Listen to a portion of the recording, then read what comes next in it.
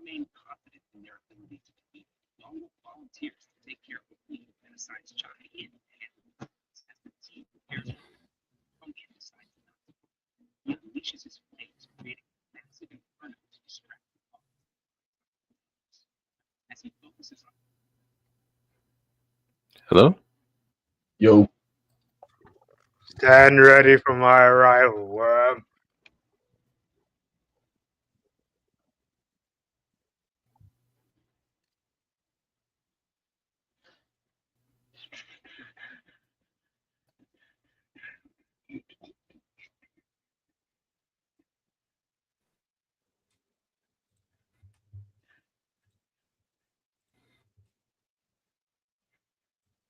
What's up, man? Which one?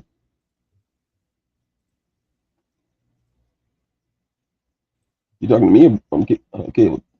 Yeah, I'm having some. Oh. I'm talking to you. I just brought Caleb up. I put an we overlay. live? I thought I didn't realize. Yeah, we're live.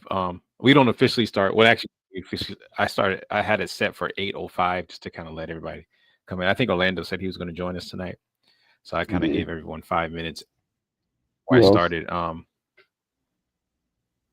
He's the only other person that said that he was coming, other than my two regulars, you two guys. But let me just fix this overlay right now. I got Conquest covering us up, but Photoshop is taking forever to open up. I guess that's what happens though when I have all these resources. I need to start doing it on my larger computer. It's a little bit more powerful. Let's see. I wonder if there's any way I can put it in the background.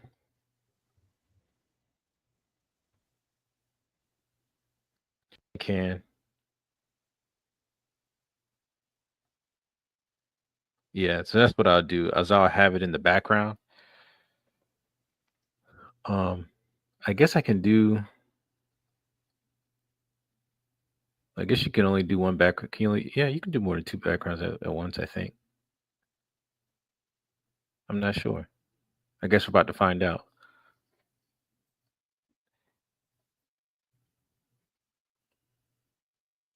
Yeah, I got Conquest covering us up here. So let me just get this fixed, and then we'll start our show. Lucent overlay. Let's see. Let's take Conquest out of there. File. Save a copy. And then we'll save it to save it as a PNG. And this thing acts really sluggish when I got all the stuff going on. Save. Yes. Okay. And then we'll replace this here.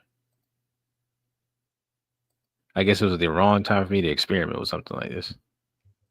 I don't know what I was thinking. I should have known it was going to cover us all, since the smaller overlay did it. Per usual, the Chief is fucking up. There we go. It looks like Dr. Doom with the green in the hood. Wow. There we go. Since I'm here, let's go ahead and experiment with this here. So file, save a copy. We'll just call it Conquest Graphic. Tonight, folks, you get a brief lesson in graphics by G Flux the Great, G Flux the Grand, G Flux the Overrated. G Flux the Overrated? Shut your ass. All right. Mr. I Fallen, I Can't Get Up. Peg Leg Willie. All right, so it took me a while to figure out the name for this week. So like, what am I not used? All right, so let's see if we can do two overlays at once. Oh no, crap! I did something wrong. Just down here. Come on, damn it! All right, now I gotta save it again. File, copy. PNG. Save. Yes. Okay. Now I'll add the file. I'm just curious to see if you can do two backgrounds at once. Like how that would work. Like can you have an image over a video? I don't know. No, you can't. No, you can't. You can only do one at a time. So you can either have an image or a video, but you can't have both. So to do it, I would have to literally render that video out with the graphic over it. I'm not doing that every episode. It would have been cool though to do or to see.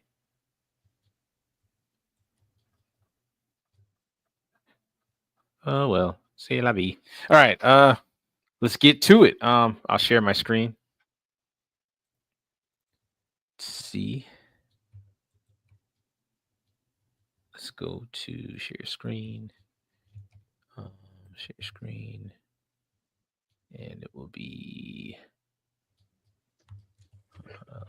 Oh boy. where is it at? I don't see it in here. Okay, where is it at? Oh, here it is. Share.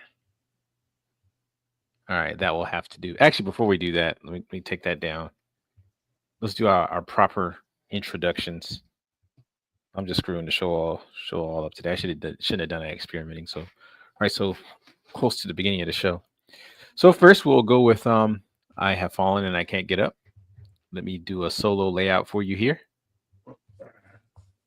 I'm working on the same thing from last week. I just changed the color because I like the green more. Give him that Dr. Doom vibe. Yeah. My favorite Marvel villain anyway. Dare I say Dr. Doom is one of the greatest villains of all time? Yes. I think if you put Dr. Doom up against most any other villain in other universes, he's more likely to come out on top. I wouldn't even categorize him as I think he's kind of above most villains. Because I was I watched what was it? Time Runs Out, the Avengers story, and Namor came to him like, "Hey man, I need your help," and Doom gave him the big monologue about like, okay, so you went to Thanos and threw in with his lot, and then you bring the stinking carcass of your failure to me. And Doom says like, "Hey, Doom is no one's second fiddle." That's hilarious. That is hilarious. Like what? Like So Namor teams up with Thanos? yeah, it's Time Runs Out. Like the incursion. It was the incursions, like when all the galaxies were, well, all the multiverses were like colliding with each other, and the way they're like, there's Namor's solution was to get Thanos and his all his well, they say it's his children, but it's the Black Order, and go to these Earths and destroy the Earths, and he couldn't rein Thanos and his children in, so he came to Doom like. The dude says, "I'm not going to help you." Like, why should I help you? So, all right. Well, tell us a little bit more about your art, and then we'll move on to Mr. Carbon. Well, it's pretty much this is at the behest and convincing of my two Lucent brothers that I'm going to make this my working on this to probably be my first cover for my book. I'm just working on the color scheme right now, see which one fits, and I'm really liking the green other than the red. I'm gonna try I'm probably gonna try maroon, like a darker red next, but I'm really liking the green so far. Okay. So we're gonna go with that, and then we'll see where we go from there. Yeah, I like the green too. Green's my favorite color, and green with black. To me, green goes with almost every color. Except red, which is funny. It was funny because red is the complement color to green, but I hate that combination the most. maybe it's because the Western y'all hear y'all. Y'all hear y'all. Y'all hear y'all. He hates Christmas. He hates Christmas. Well, that's what I was just about to say. We have that affiliation with Christmas, so every time I see the color combination, I just automatically think Christmas, And Christmas colors just don't go with everything. So maybe it's more of a cultural thing or whatever. But imagine a superhero and the colors of his costume is red and green. It just doesn't seem to work. You know what I'm saying? There might be some African. You could probably think some African. Hold on. Bring up Yeah, Icon. Bring up Icon. I was about to say, like, maybe in like an Africa, like if you're trying to go like with African colors or something like that. No, then Icon maybe. from Milestone. I just and said from- like if he's like an African, you're trying to like you're trying to call back to some kind of African tradition or whatever. I know red and green is used in that capacity. See, I remember Icon. He has like the ring on his chest, and he has a cape connected to it. And he's supposed to be like nearly as strong as Superman, if not as strong. I know who he is. Yeah, but the only person that was actually decent from that universe was Static Shock, and they really dumped him down. Thanks, DC. Yeah. All right. Next, we'll move on. Oh, before we move on to Carbon, I just want to say hello to King Supreme. What's up, man? Haven't seen you in a while. I know, man. Yeah, finally got to get up in here, man. Got off time enough. Well, yeah, I still got my Amazon stuff on, trying to shed all that. So you good, man. You gotta make that money. Yeah. Teenage Yeah, man. Turtles. Trying to get it. Ninja Turtles. All right, so we'll move on to move on, Mr. Carbon here. Let me solo view you here. Stand ready for my arrival, Web. What's up, man? What's up? How's it going? It's going good. What you working on? I'm making Cloud from Final Fantasy. I'm working right now. Wow, cool. That's gonna be cool. I did most of the face. But I have never played a Final Fantasy game. The hair is gonna be the hard part. I'm not gonna lie. This hair is gonna be a pain. I have never played a Final Fantasy game. Me neither, actually. I mean, I've watched people play them, but I've never actually played one. I just never liked the RPGs where you're told you're hitting somebody or somebody's hitting you. Yeah, like, me too. Man, it's not like that no more, man. The games have changed so much since then. What are you talking about, dude? Oh, maybe I. Excuse me. I didn't know I offended you. Sorry, but Carl and Shoe, put them on game, man. Let them know what it is now. Sounds some change. Tell us a little bit about your program you're using, Carbon. I mean, this program is called Blender. It's just a free program. You can just download off of Blender. I think it's .org, I think. It's one of the best beginner softwares because it's free. You can do basically all the general aspects. You can do modeling, rigging, animation, texturing. You can basically do all the basic 3D programs or 3D functions in one program. It's not the best at everything, but it can do everything. Can you really say it's a novice or beginner's program at this point when you got people winning Oscars when making films in it? I mean, it's still not industry standard. I mean, I know it's not industry standard, but a lot of what people say is industry standard is just based on tradition. I mean, a lot of it, not all of it, but a lot of it is just, okay, well, traditionally we've used this program, so it's not industry standard. I mean, if a guy in the industry is winning Oscars with it, can we really say it's a novice program? I mean, it's much more complex than what it was when it first came out. I mean, there's just so many more things you can do with it now. Yeah. I mean, it's still, no matter how many Oscars it won, it's going to be decades before the industry switches over to Blender. It's still... Well, they may never switch over. I'm just saying, I don't think it deserves that title, but that's just me. I mean, it's just a title any professional person would call it. All right. I will move on to myself. As you can see, I am still you're still working on One Piece, man? Well, all last week, man, I was focusing on getting our Shooting Debris clips YouTube channel up and going. So I've been trying to upload at least twice a day. And I had I had a job opportunity, so I worked on an editing test for this one job. That thing took me like 15 hours to do. 15 hours for a 1-minute video. But there was a lot of cuts in it. A lot of cuts. Yeah, that's how it be. Yeah, I know how that is, man. I went through that a couple last month, man. So yeah, for real. The editing. So when getting that pacing right and everything, the pacing and all that, yeah. When the show's over, I'll show you guys the clip I worked on. But it took me all day yesterday to get that thing done. But tomorrow I'm off, and I will primarily be focusing my energy on finishing this goddamn illustration, so I can move on to something else. But yeah, not much. Ooh. I haven't really done much more to it. Like I said, I've been working on some other things, but I'm gonna get back to it tomorrow, and I'll work on a little bit tonight too as we're talking. All right. Last but not least, we'll solo Mr. King Supreme. Man, you don't have anything where you're not working on anything. Looking on lights. Just basically, nah, man, just basically been like brainstorming for the This Shadow is a Angel rule. story. The rule for the show now is if you're an artist, you must be working on something while we do the show. We must be killing two birds with one stone. You get your thing set up, King Supreme. Yeah, Do you have I know, OBS? man. I was looking at.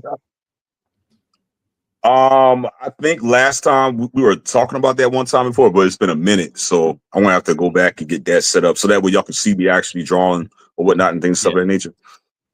Yeah, because if you have Yeah, OBS, I gotta get that part of it. Yeah, we can show you. We'll help you set it up. It'll just stream whatever it is you're working on. Okay. And you don't even have to show your face. Okay. I mean, I show mine just because I have the ability to do it. But if you're just showing what you're working on, that's fine too. You know, some of us are. All right, yeah, because I got to get that on this computer. Yeah. I just it's free. But definitely. I have to get that on this phone. I think you sent it to me through the messenger on Discord. I think you sent me the link on that. I think.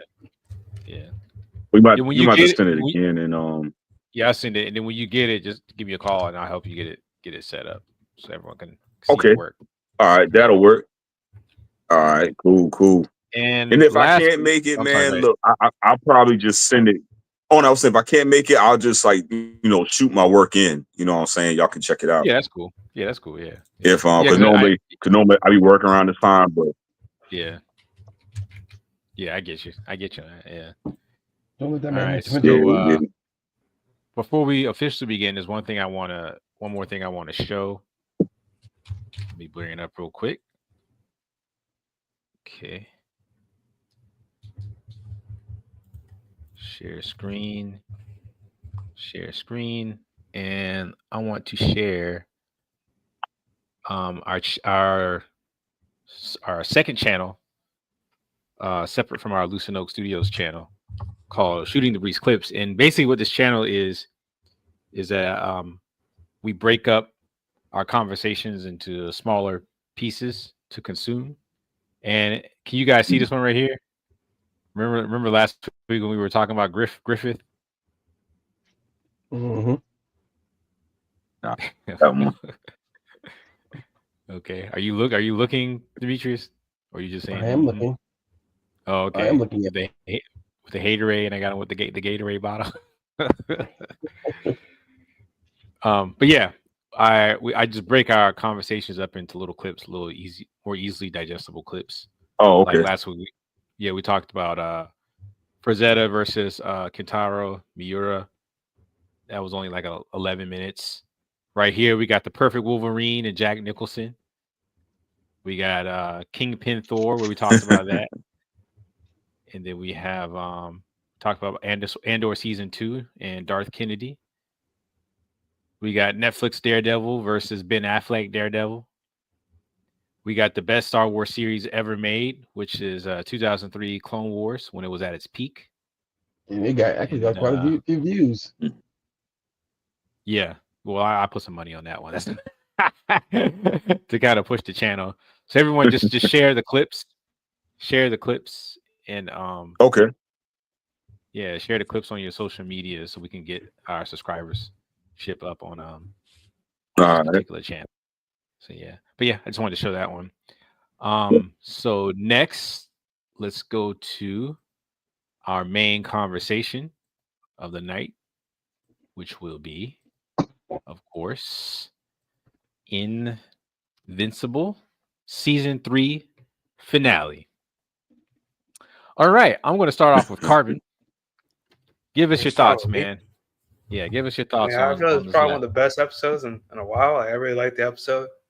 I felt Conquest was actually a really good villain. And actually, finally, Invincible, actually won a battle. Like, I was beginning to think it wasn't possible for that man. That man was just taking so many L's, I'm glad he finally won. It's like, And he has like a new kind of mindset too. With this battle, it changed his whole mindset. He's like, yo, I'm gonna have to kill some people. These just too many strong enemies. You know, if I don't kill them, they're gonna kill the people I love. You know, so I kind of like how he changed his mindset. You know, he's like, I'm gonna at least defend my family. You know, I'm not just kill anybody, but those who threaten my family, I just can't afford to like not kill them. You know, because they might come back. You know, like with the previous episode. You know, and make everything worse. Yeah, I think sometimes when I'm watching the show, I do get kind of annoyed that he just gets his ass beat every season. But then I sit back and I think, okay, Mark is still really young. You know, I mean, he's right out of high school. He was raised as like a normal kid, even though he had a very abnormal father. But his father, he Didn't was really somewhat train him. not only that, but he was somewhat putting on a ruse, and he was also really starting to like his life on Earth. And at least that's the impression that I get from how his character has evolved. Because I think in some previous episodes, he's talked about how he missed his wife and how He said that after the jail scene when he got out with Alan, he did say that. Yeah, and how like that one comment in the first season where he was like he just saw his wife as a pet, that may not be entirely true. Mm. And then I think with Conquest, what we're seeing is how Viltrumites are raised and why they have such sadistic type of mentalities, and I guess living on Earth among humans, pretending to be them could change someone. I mean, because Conquest, he says it in the episode, like how, even amongst his own kind who are already very strong and sadistic, it was hard for him to make friends because he was even stronger than them. You know what I'm saying? So he had kind of like a lonely. He didn't get a name. His name was Conquest. Yeah, they just called him Conquest because he didn't even give a name because he was just so good at what he did or whatever. But I think it shows some interesting psychology going on there. Like someone who was never really privy to any type of like love or empathy or care or emotion, and everything was just about strength. Like, they would be pretty sadistic people, and then to live among humans for a long time and pretending to be them, how I can see how that would probably truly affect somebody in that way. I will say, yeah, like Vegeta is very similar. Yeah, I will say that the whole, just seeing this mass brutality is getting a little old. It almost seemed like this was a retread of what happened between him and his father. I still enjoyed the episode for sure. Like I really did like it. But I don't know, there's just a couple things that kind of stood out to me. One was his voice acting. What like him in Powerplex, I thought their voice acting just wasn't the best. Powerplex was the worst. His Conquest, the voice actor who did Conquest was a little better. But I don't know if it's just like a time thing. Like maybe they rushed through it. They just didn't have as much time to really kind of like deliver the lines or whatever. Also, too, I think they probably could have got a different voice actor because he doesn't sound exactly like Omni-Man, but it sounds similar enough to where it's like I don't think there's enough differentiation between him and Omni-Man. I probably would have found someone with a little bit more distinct voice, but that's just me. Well, they chose him for a reason. Jeffrey Dean Morgan. Who is it? Jeffrey Dean Morgan. Let's look him up. Jeffrey. I've heard that name before. I've heard the name. I can't put a face to it yet. Jeffrey. You didn't watch. Well, he's Negan in The Walking Dead. Ah, okay. I never actually watched the season with him in it. I gave up on Walking Dead after like season 3. Okay, so it's that guy. Yeah. And and Invincible's guy is what's the damn dude's name? Well, the Asian guy who played Glenn. Oh, okay. Yeah, because isn't Invincible supposed to be like half Asian? His mother's Korean.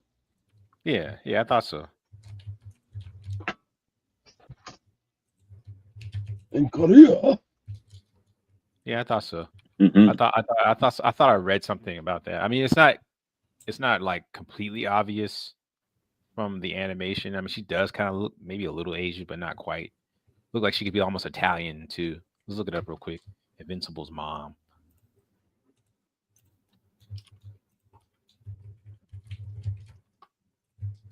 Let's see.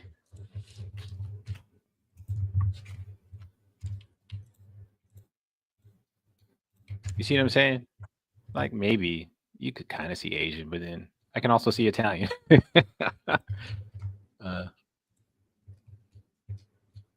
Shout out to Adam Eve, man. You know what I don't get about Adam Eve though? If she has the ability to, manipulate things on an atomic level, and the Viltrumites' power comes from smart atoms, why can't she manipulate smart atoms? You gotta know about something to do something about it. So she's kind of like the Darkness, that character, the Darkness from Image Comics. She has to have an understanding of how it works before she can kind of manipulate it. All right, that makes sense. You remember how she was in that special episode she did? She was learning about all the different elements and everything before she started really messing with her powers. Okay, that's a pretty cool limit to give her. But she really, man, hands down, this right, should be. This right here is what she got destroyed. I mean, she got messed up. But when she resurrected herself, man, she did that blast that really weakened Conquest. That was pretty cool. Pretty cool. It almost seemed like, I don't know, like, you know what it is? Sometimes it just seems like it's hard to scale the characters because it's like, okay, well, we know Mark had gone through some training. Cecil and was helping him do some training to help him prepare for this eventual invasion or whatever. But it's almost like, okay, well,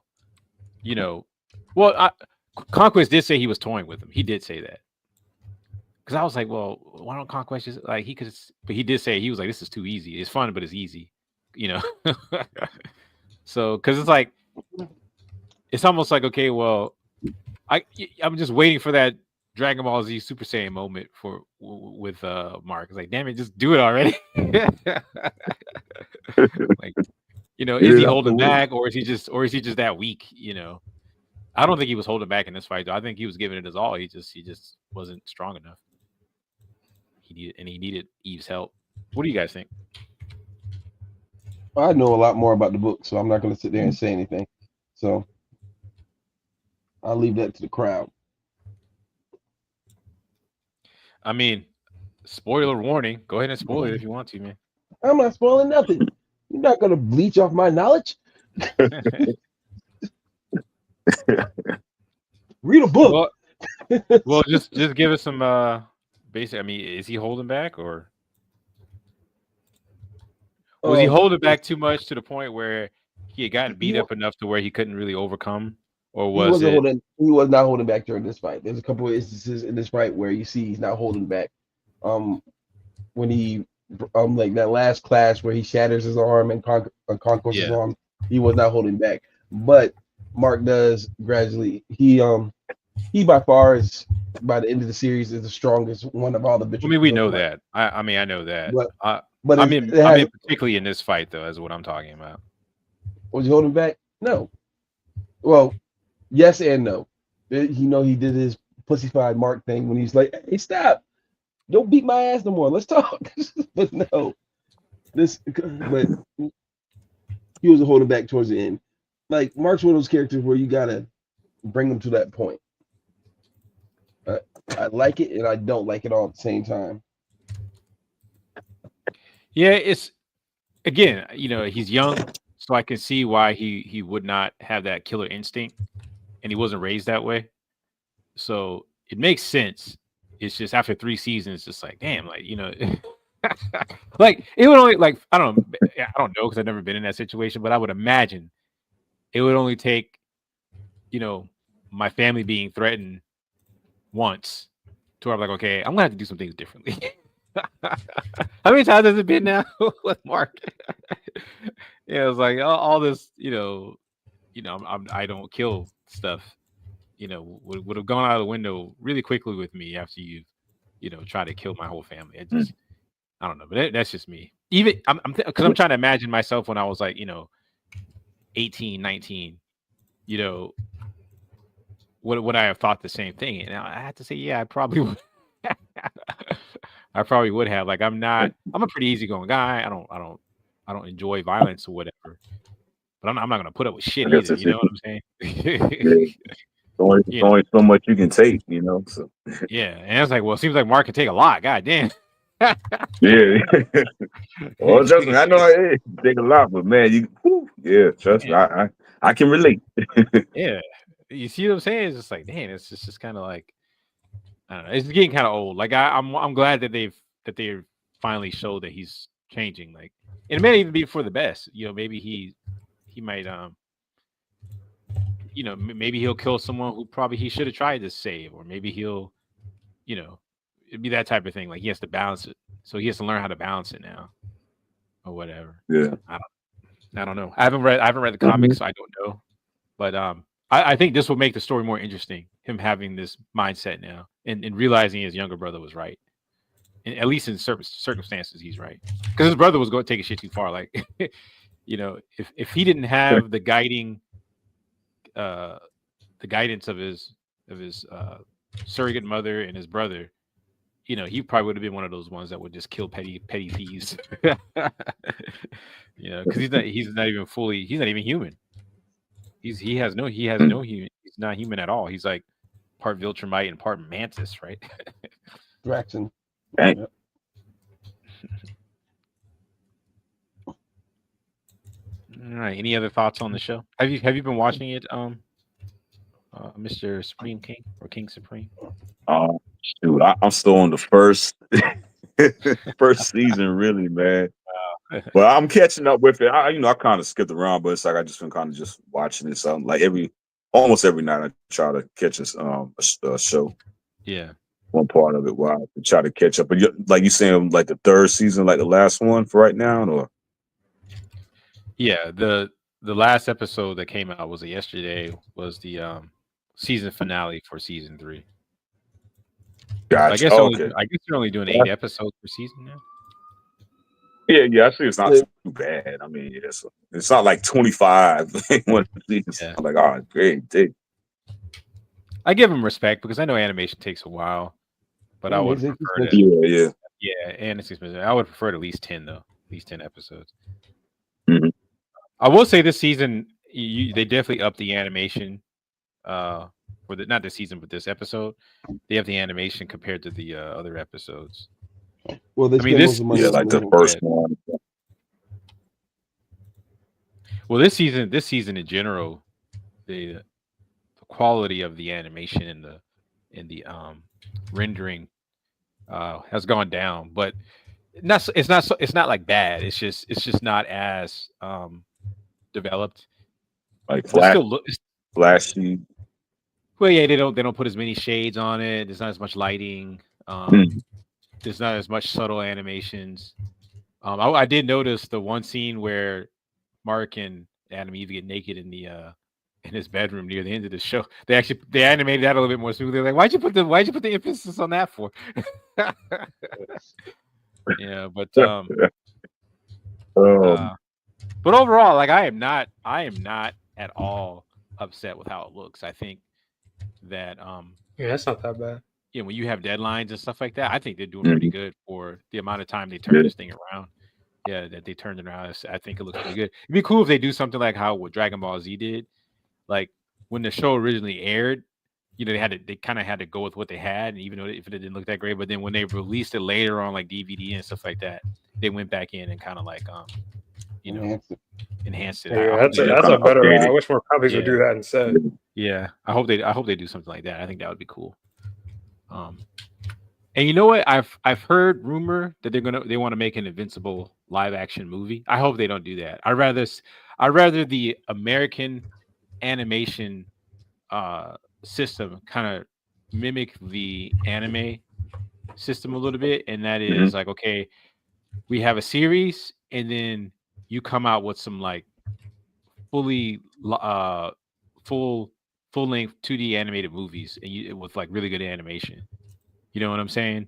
Like maybe some side stories, or maybe a particular arc, like maybe like the last arc of the series when the last battle against Thrag. Instead of releasing it as a series, they release it as a a 2-hour long, fully animated movie with great animation. Like, I hope they do something like that. That'd be cool. I would even wait a little longer to see something like that. That's just me. Because they sort of did something like that similar with Demon Slayer when they did the what's it called, what was the arc with the train and the fire? Demon Train. Harisha or whatever.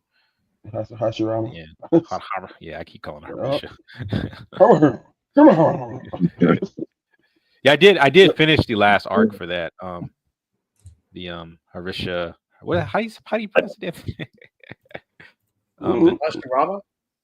How do you pronounce it? Harisha? Harisha? Harisha. Sorry, I haven't been keeping up with my Japanese. I'll get back to you. Harisha. Oh, Hashira. Yeah, it's Hashira.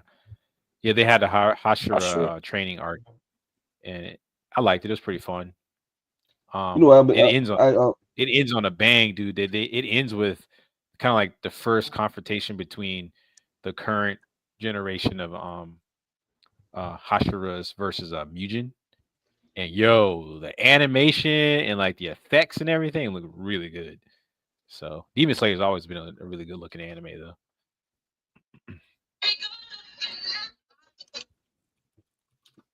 Well,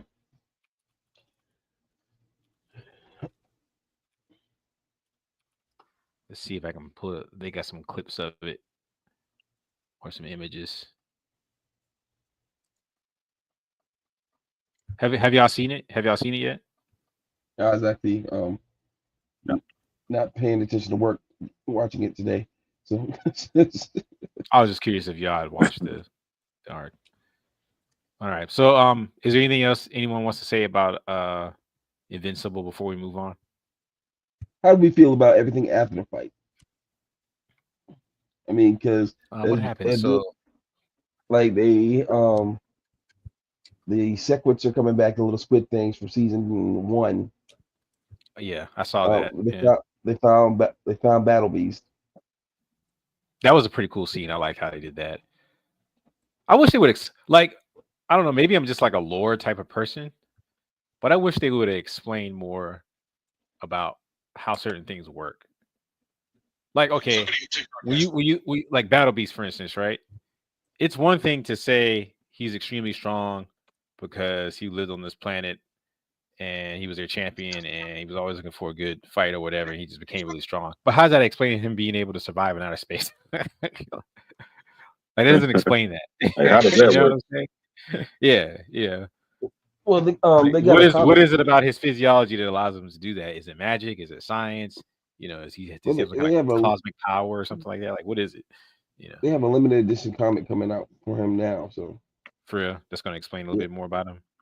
I don't know. I just saw that they do have that limited edition comic, and that's good. It's always good to have, because people are still clamoring for more information about the series. A lot of people buy things as soon as something gets popular, knock it out, and they want to know what's happening next or what's happening at this point. So it's good that they actually add a little bit more sauce to the plate. Yeah, I agree with that.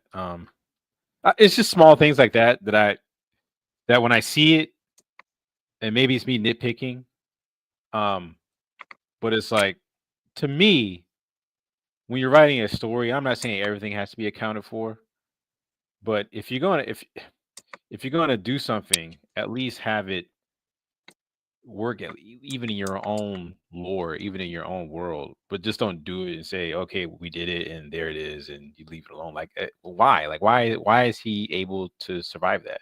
Yeah. Like, for the Viltrumites, at least they explain it. That was the Viltrumites, they can't breathe in space. They can just hold their breath for like extremely long amounts of time. All right, okay, I can see that, because their type of physiology allows them that type of ability. You know what I'm saying? Because they don't need as much sustenance, as we do. But maybe the smart atoms, sort of keeps them alive, for longer without needing air or whatever. So that, to me, that makes sense. With Superman, is always off and on, depending on which version of Superman. There's some versions of Superman that can sustain himself in outer space, and there's some version of Superman that he still needs to breathe air and he has to hold his breath too. So it makes sense, but but with Battle Beast, there's just no.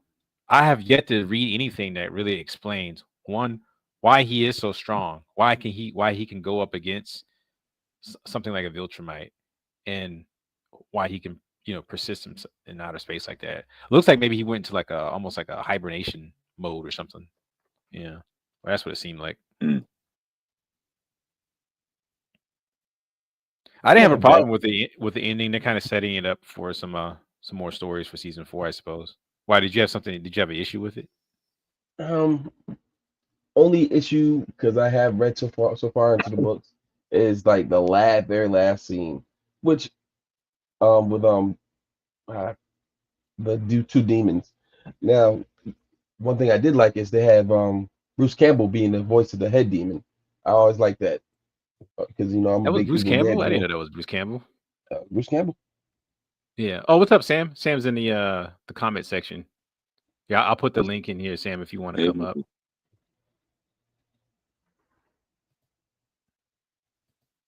Yeah, I didn't know that was Bruce Campbell. Yep, it was Bruce Campbell. I did see the demon thing. I didn't know what was going on with that, but that kind of intrigued me.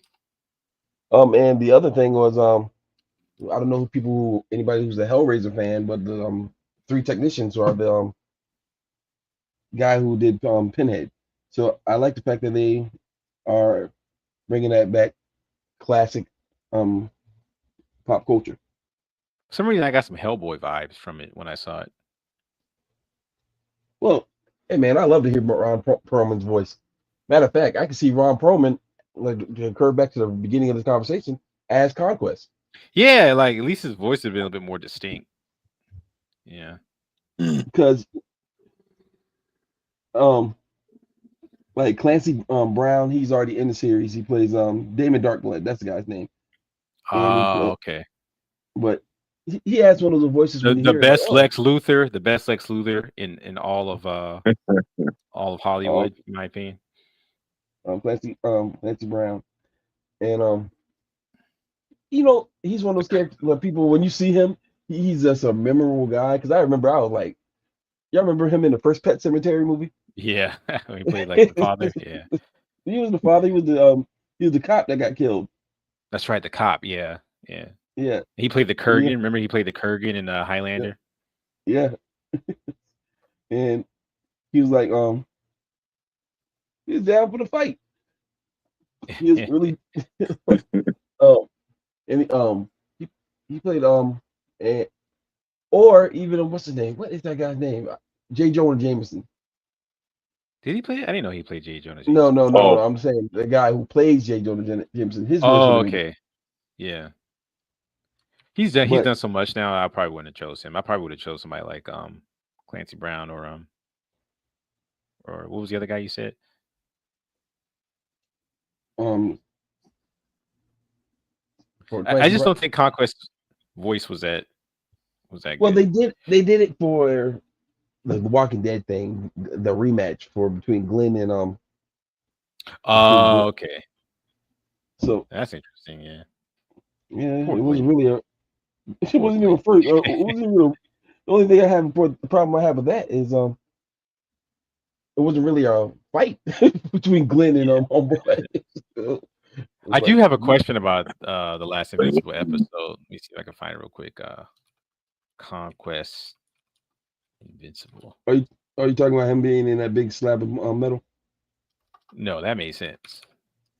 But there has been some conversation online about what he meant by that scene. This one right here, where their battle goes into outer space. It's not in the book, so I do know. Yeah, a lot of people said it's not in the books, and I know. Here's the thing I noticed when I was on Twitter, a lot of people with the trans flag thing in there was saying, "Okay, he's gay."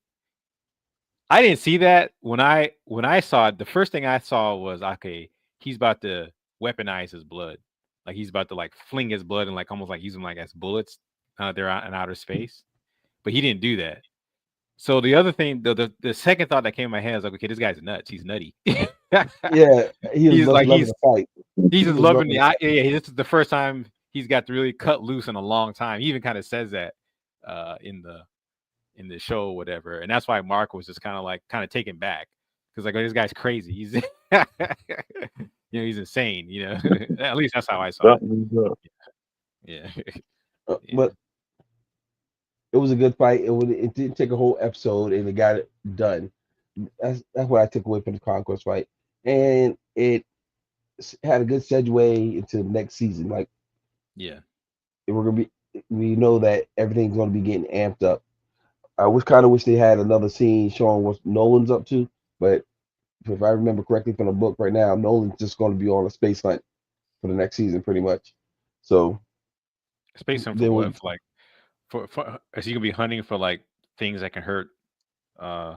Once again, you're not going to profit off my reading. That's the whole point of the freaking show. Right. Guess what? Give the insight. Guess what? Nah, but you hit it on the head. You hit it on the head. Yeah, that's he already. Matter of fact, his books, like if you remember earlier in the season, last season, where he said like read my books. All his books have things that can hurt Viltrumites. So that's what he's going to be doing next season. I figured that I mean that's the most logical thing, for him to do would be okay if he's gonna join the other side and he has all this experience or whatever. Hey, I did hear a rumor. I don't know how true it is, but they said that Viltrumite, the planet. Viltrum. Yeah, Viltrum. Mm-hmm. What about it? It has a ring. Yeah, it has a ring. They said that the ring. Yeah, it's like the dead bodies of Viltrumites. I was like, that's kind of cool. I was like, damn, like they get down. Like that's how the Viltrumites get down. What is that, like a place of like? This is all right. These are all fallen people who just couldn't cut it. Pretty much, like they had first they had this culling, basically when they cut down half the population through the fight, and you saw that in first season, and then they had the scourge virus that killed like a lot of them. So then they like to honor their dead or their former honors, put them in a ring around the planet. That's crazy. I actually like it. That's a really cool idea. That's a really cool idea because it's like even in death, I guess their bodies are still very durable, and then when you're in outer space, there's not that much. There's no erosion going on, other than maybe like the solar wind or something like that. But they would last out there for a long time. You know what though? You know what? The more I think about it, well, no, it still works because I was thinking, well, if they're enemies. This would be a place where they could go to and steal a body and do tests on it to figure out weaknesses. But I guess they can't cut through their skin, dude. Remember what Cecil was doing? Well, what I was gonna say was, yeah, I know, but I'm sure there's some technologically advanced civilizations out there that could work their way around that. But my thing is, everyone's probably too afraid to get that close to the planet, to try it. I guess you don't want. Here's another question: can this thing hold? You think this thing would be able to hold Conquest? Hell no. Oh, what did I say? Like he said, it was like made out of titanium. I'm like he would just break right through that thing. Tungsten steel. Yeah, tungsten steel. That's what he said. Yeah. Well, no, like that's one cool thing about Viltrumites.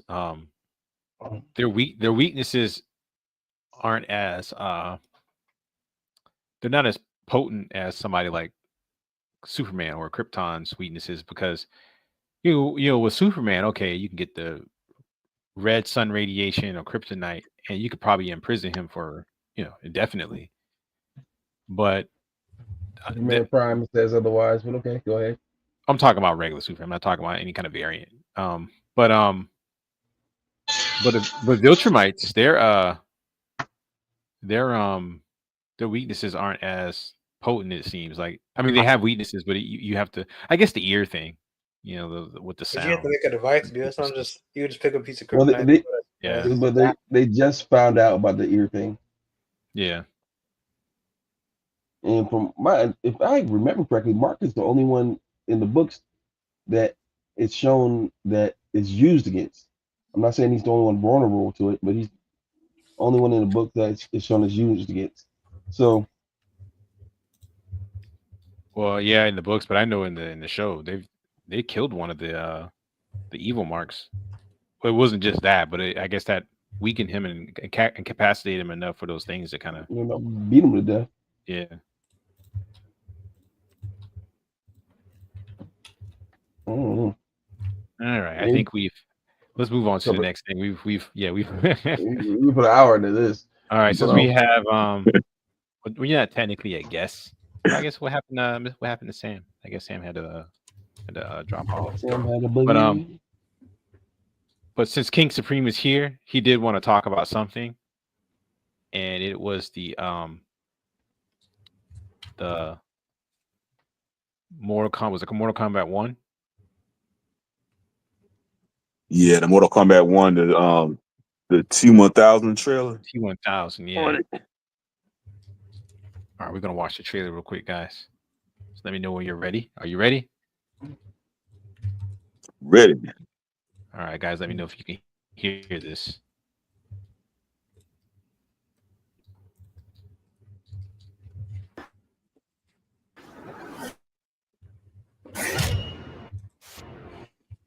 Oh yeah, it's coming too.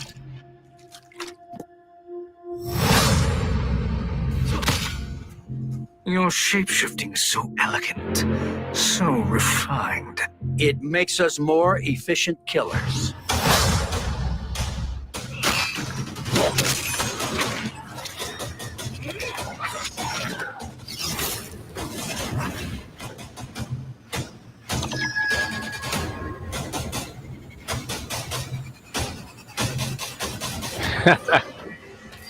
Fight!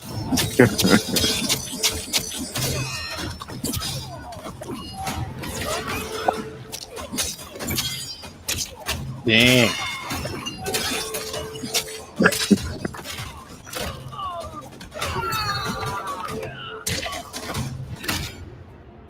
Have you seen John Connor? John Connor? Dude, you've got Johnny Cage.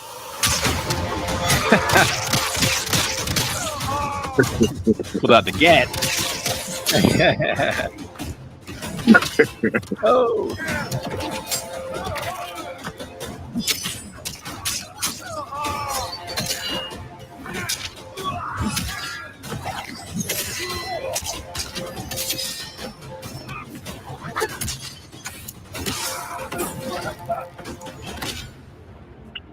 You're not a man. You're a machine. A T1000 advanced prototype, liquid metal.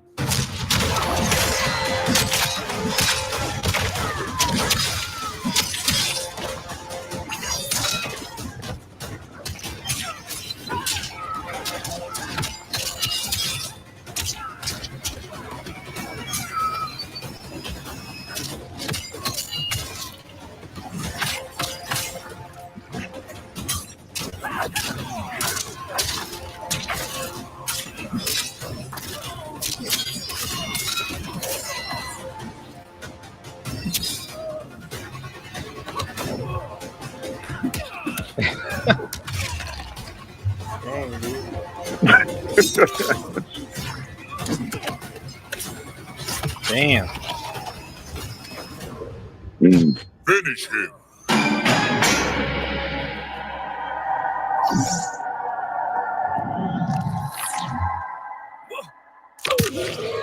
Ah!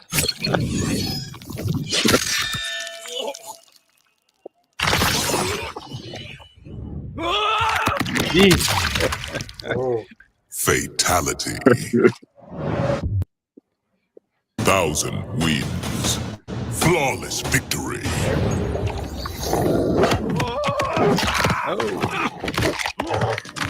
Please don't.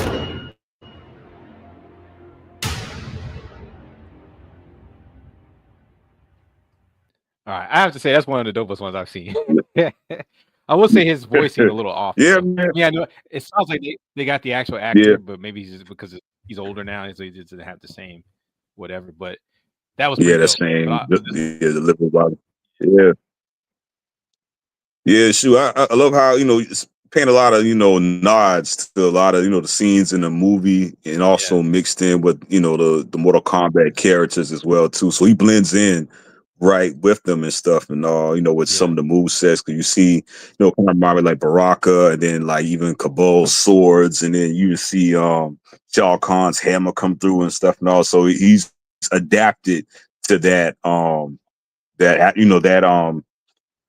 that particular environment, what I'm saying, with the different characters and things and stuff like that. And also I really felt like they really succeeded with that, making it adapting to the Mortal Kombat universe and also. But yeah, and plus a lot of the nods, man, with a lot of the scenes and stuff and all, like, oh man, even with the fatality, it was like 3 different nods even in that, you know what I'm saying? Yeah, remember how with the milk, whenever he shot the knife through the milk thing and that and all that and all, yeah, man. But my thing is though, I would like to see how he'll look like when he when the T1000 gets a fatality done on him. I still haven't found no clip on that, man, because it's like I wonder how that would be because he's liquid metal, Well, we know who would be a really good foil to him, and that's Sub-Zero, because of what happened. Oh yeah, I even saw a clip on that. Like, oh yeah, and matter of fact, if you type in T1000 Sub-Zero intro, you gotta watch that. All right, yeah, we'll check it out. He talks trash in that. Man. Yeah. That pretty much answers it right there and all. But still just I just want to know, like the fatality wise. And I'm even trying to remember what the Terminator one, like when they had like the T800. I can't remember how they did that one though. But yeah, I was trying to look up some stuff on there and I couldn't find it. Oh, you said what's up, Dimitri? Yeah, he plays really stiff. But real stiff, yeah. I'll give Mortal Kombat this credit. They're keeping their series fresh by doing all these cameos and not cameos but these guest appearances. I think so. Yeah.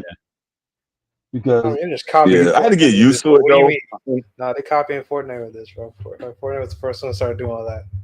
no, they didn't. It was That's Mortal not Kombat. Mortal Kombat 9 with years. With the cameo. Yeah. Fortnite made it way more powerful than they did. Yeah. What are you talking just about? gotta be right. I thought Mortal Kombat was doing cameos for like forever. Yeah. Like even before Fortnite was a thing, right? Yeah. Like I mean, I'm not a video game person. For some reason, I can remember like old memories of them doing stuff like that, like way back in the day, like when they had Spawn and stuff like that. It was like, yeah. You talking more so like the fighting cameos, like with them, like kind of like assist coming in like that, or just different characters. Oh yeah, I see you talking like different people coming in.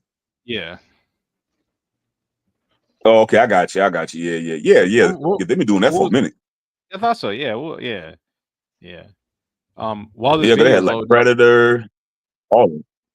Yeah, Kratos, the Predator, Alien. Yeah. While this video is loading up, seems like it's taking forever. What I wanted to say about T1000 is, I remember when the 3rd movie came out for Terminator, and they had the Terminatrix, the female version, and I remember thinking, okay, technically she's supposed to be more advanced than T1000, right? But it just seems to be T1000 is more advanced. That's why all the Terminator, like a majority of the Terminator villains after Terminator 2 was trash. Like, where do you go from here? I will say though, I think the one that I think with her, I think with her, like she could actually control the machines. Yeah, and that's why they said she was more I guess they probably mean more advanced like that.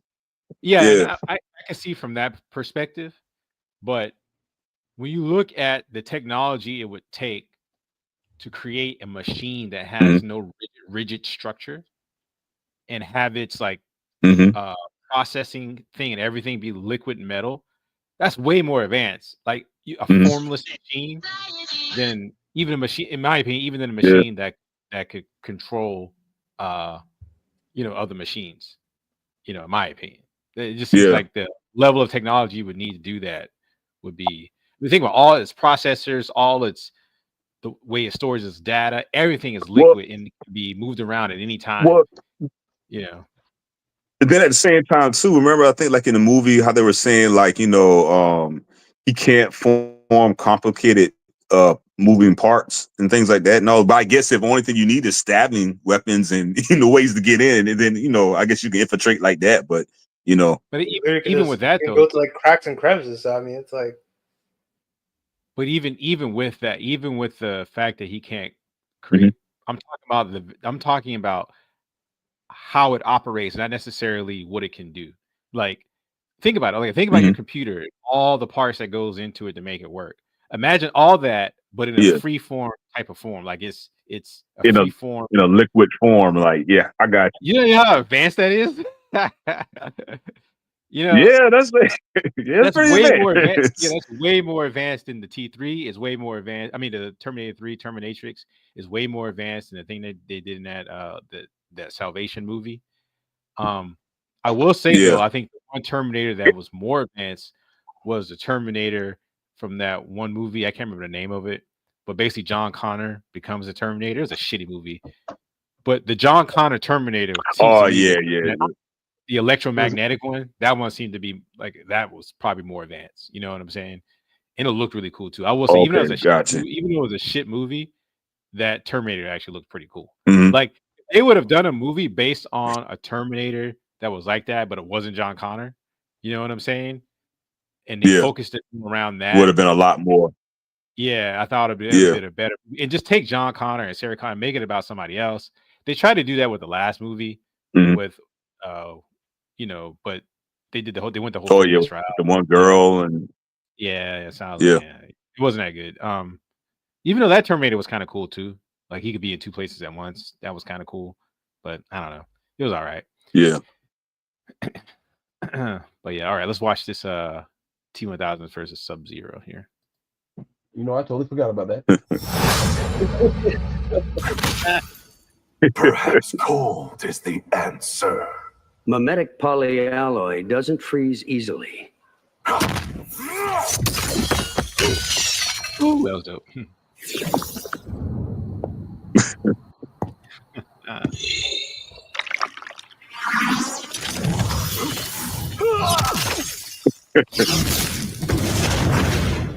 Yeah, so I like how they throw little hints in it, like from the movie, and they play off of that. So I really felt like they did a real good job with that, man.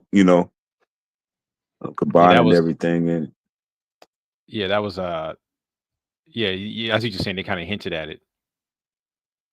Yeah, hinted. Yeah. So I mean, it was like in the intros and stuff, but I still haven't really seen him. Like a fatality get done on him or something like that and all. But You it'll got be the game? interesting to see, man. But nah, I just watch the videos. That's about it for right now, so I can actually sit down and actually play. Oh, you just don't have time to play it. Yeah. Yeah, man. Shoot. I know they got that what's the thing? Their new Assassin's Creed about to come out too. I think that come out the 20th of this month. Well, that's the one with all the Dimitri. I'm actually getting that, man. I'm actually going to all the controversy over the Black Samurai. who is actually a real historic. Yeah.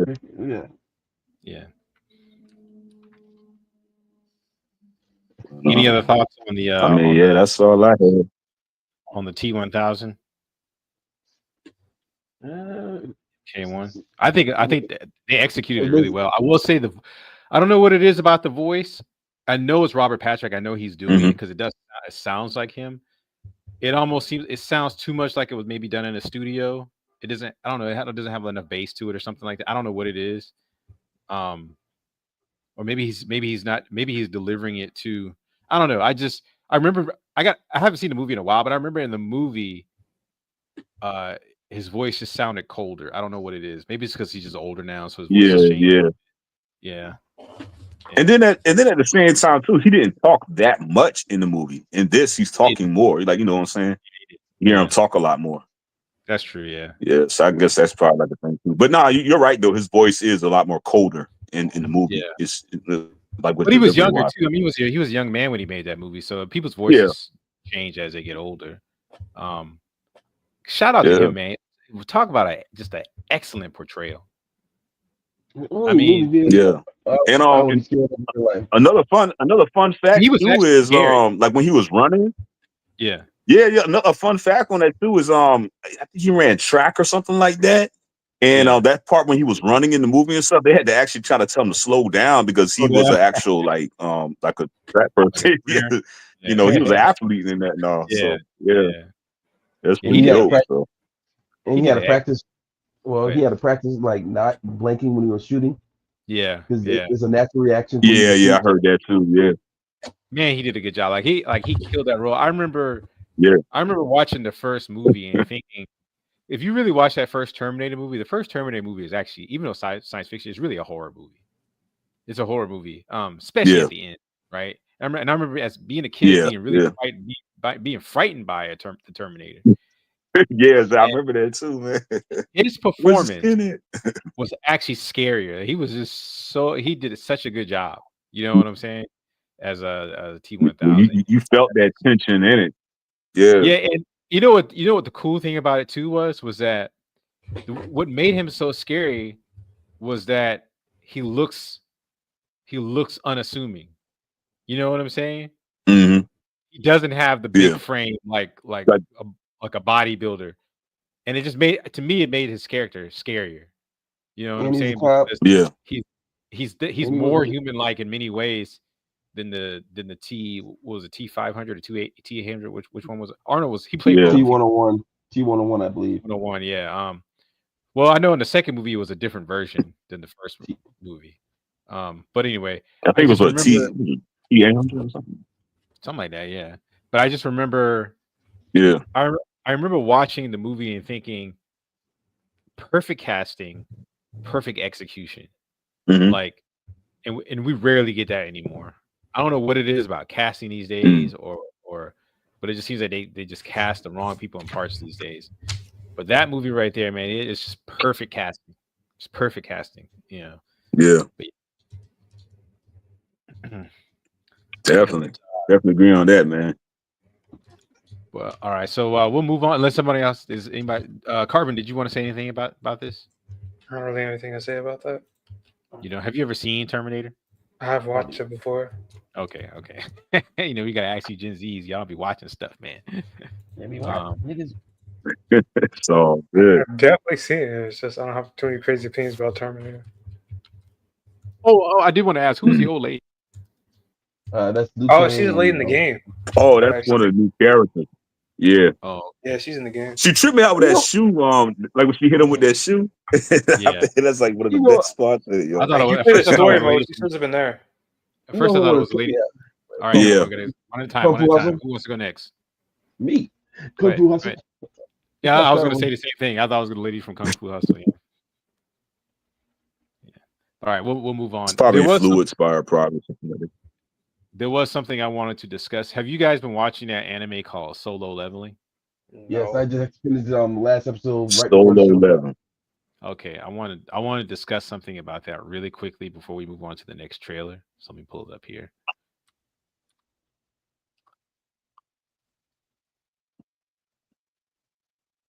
What is it on? All right. Is it like Netflix or? They are copying Chimera Saga. Yeah, it's on one of the anime streaming services. Is it Crunchyroll? Okay. I can't remember which one I watched it on. But look, I really like the show. I do. And I want to have a discussion about being inspired by something and just straight copying. Just straight copying something. So I'm assuming you said it's called Solo. I'm trying to look it up. It's called Solo Leveling, and I like it. It's a fun show. It's one of the few shows that's kind of based on like gaming that I like, because I'm not a gamer. So all the shows that are really kind of based on gaming, I don't particularly care for. But this one I actually kind of like, right? Especially how it began, like the premise of it and stuff like that. And you're not being spirited away into a game or some other world. It's actually happening in the real world, but for whatever reason, they get game-like abilities for whatever reason. They haven't really explained that yet, but that's part of why it's intriguing. But anyway, Have you been watching it, Carbon? No.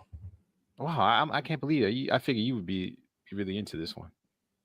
I've been watching Ray Zero. Yeah, you really like that Ray Zero. I have to check that out because you keep talking about it, so it has to be good. Hey, Brian. Huh? The lore is good. Hey, Some of Brian, the characters aren't good, but the lore in that show is amazing. What was that, King Supreme? Is this kind of like sort of like, remember like back in the day they had that Nintendo Power cartoon? You know, you had like King Hippo in it and things, you know, stuff like that. He had like the controller on his belt. Is it so? It's nothing like that. Like, are you saying like copying from that part or? No. This okay. isn't a game. It's an anime. But it has a lot of it has a lot of game adventure game going into dungeons type of lore to it. Oh, okay. Gotcha. Oh, okay. Well, you could tell I haven't seen it. If I had to categorize it, it's a little bit of Hunter x Hunter, a little bit of Final Fantasy, and a little bit I hate to say it might be a stretch, like a little bit of Pokemon, because he is like going around capturing a lot of things. Yeah. All right, but I just wanted to say, like, the last episode, it was just like, I don't know, it just seemed like a ripoff to me. It like, and one could argue that Meruem from Hunter x Hunter was inspired by Cell, right? But I would argue that what Togashi did with Meruem, he was inspired by it, but he made it his own thing. He made Meruem his own thing. You know what I'm saying? Like Meruem became so much more. It's sort of like Thanos was a ripoff of Darkseid, but Thanos became so much more. Like he became his own thing. You know what I'm saying? That's how I see Meruem itself, right? The similar, you could tell Meruem was clearly inspired by it, or Togashi was clearly inspired by Cell, but he made him his own character. And now, to be fair, I haven't seen the next episode of Solo Leveling. I watched the last episode where the ant thing gets hatched and they go invade the island to kill the ants, right? And then the homegirl gets killed. Yeah, so I'm on the last. Yeah, we're on the same. But this was just seemed like such a ripoff. Like it was almost the exact same story. Like, say what you want about Meruem and Cell. Meruem has a completely different like backstory to Cell. You know what I'm saying? You end up liking this backstory is almost exactly the same, you know. Well, you end up liking Meruem towards the end of his run. Like, yeah, I don't want to get too much on the lore of Hunter x Hunter. That's not really what I want the discussion to be. My discussion is about when is something being straight copied and when is something inspired. Like, what do you guys think? Well, I can't say too much about to go back to the Thanos and Darkseid thing, because they're both drawn by Jack Kirby. So basically, those are both his babies. Yeah, but I don't think he created. Did he create both? The New Gods, he created the New Gods. Who created Thanos? I can't remember. I want to say Starlin. I don't want to say Jim. I thought it was Jim Starlin. I want to say you have to look it up because Jim Starlin and Mike Friedrich, they created Thanos. I mean, it's pretty known that Thanos is a ripoff of Darkseid. You know, that's pretty well known. My thing is though is that it was Thanos became his own person. Like he was more inspired by Darkseid, but he's done different things. He has a different type of lore. He has a different type of mindset. To me, he's a much better character actually than Darkseid. But Darkseid is written. Is it more so, but like his characteristics or something? Yeah, I'll put it like this: Darkseid is the way I would describe it is Darkseid is the typical big bad, the embodiment of evil type of character, but he's really not that interesting. Thanos is similar, but what makes Thanos interesting is that he has a lot of quirks. Like, for instance, one of Thanos's quirks is that he's like the ultimate simp. Like Thanos is he a lot of what, at least in the comics, a lot of what motivates Thanos in the comics is maybe until relatively recently, I don't know what's going on now, but when I was reading comics, a lot of what motivated Thanos was that he was in love with the literal personification of death, right? Still is. But Yeah. death would never say it. Death never speaks to him. So everything he does is for the love of her. That to me is just an infinitely more interesting character than saying, "Hey, I'm just the biggest bad guy ever." You know what I'm saying? Yeah, That yeah. really kind of brings him down on a human level, like and he is his. I think the Titans come from like baseline humans, but They're basically mutants. and They're also I would say that when it comes to the way I see Thanos is like Doctor Doom, but in space. Like the guy he's the badass motherfucker. Like he's very calculating. You know what I'm saying? And he'll beat you with wits. Even though he's incredibly powerful, and he'll throw hands if he has to, but he'll outsmart you before he beats the shit out of you. You know what I'm saying? Tell him about the Silver Surfer fight. Tell him about the Silver Surfer fight. Yeah, you know what I'm saying? He's just a far more interesting character in my opinion than Darkseid. And I feel the same. I feel the same way about Gotcha. Mary Cell. And I like Cell. Cell's a cool character, but I think Mary is just far more interesting. Just far more interesting. That's why I say I think that's why I say Mary is really more of he's more inspired. He was inspired by Cell, but this new thing from Solo Leveling, it's a ripoff. I mean, I don't know how else to say it. I mean, I will say he looked like Meruem looks closer to Cell than this guy looks to Meruem. So maybe not like as far as visuals, but the basic story beats, it's a ripoff. It's a straight ripoff. Yeah. But that's just me. Like maybe you guys think differently, like, but I know King Supreme and Carbon haven't watched the series, but if you've seen Hunter x Hunter, it's like, okay, well, you have these things called the Chimera Ants. The Chimera Ants come from another world. Yeah. They can evolve. They can evolve really quickly. They have a queen. The queen gives birth to the most powerful ant there ever was, and it starts wrecking shop on some of the heroes in the. It's like almost the exact same story. Almost the exact same story beat. Some of the heroes. Some of the heroes. All of them. Pretty much all. Yeah. Pretty much all. The only thing is he looks a little different. He looks more like an ant. You know what I'm saying? And he doesn't look that cool. Like to me, he don't look that cool. Yeah. I mean, they have had great character designs from some of the enemies, but you're right. He does not look. Now, look at that. He looks stupid. I mean, he looks like a big mosquito. He looks like a minion. He looks like one of the minions that would get killed off. You know what I'm saying? Like Meruem looks like a supreme. I don't know about all that, bro. I'm not gonna. He looks kind of.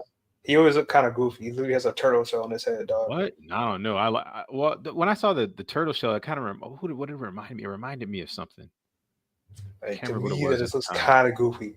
Now, I like Meruem. I think Perfect Cell, that'd be one thing, but this guy, he does not.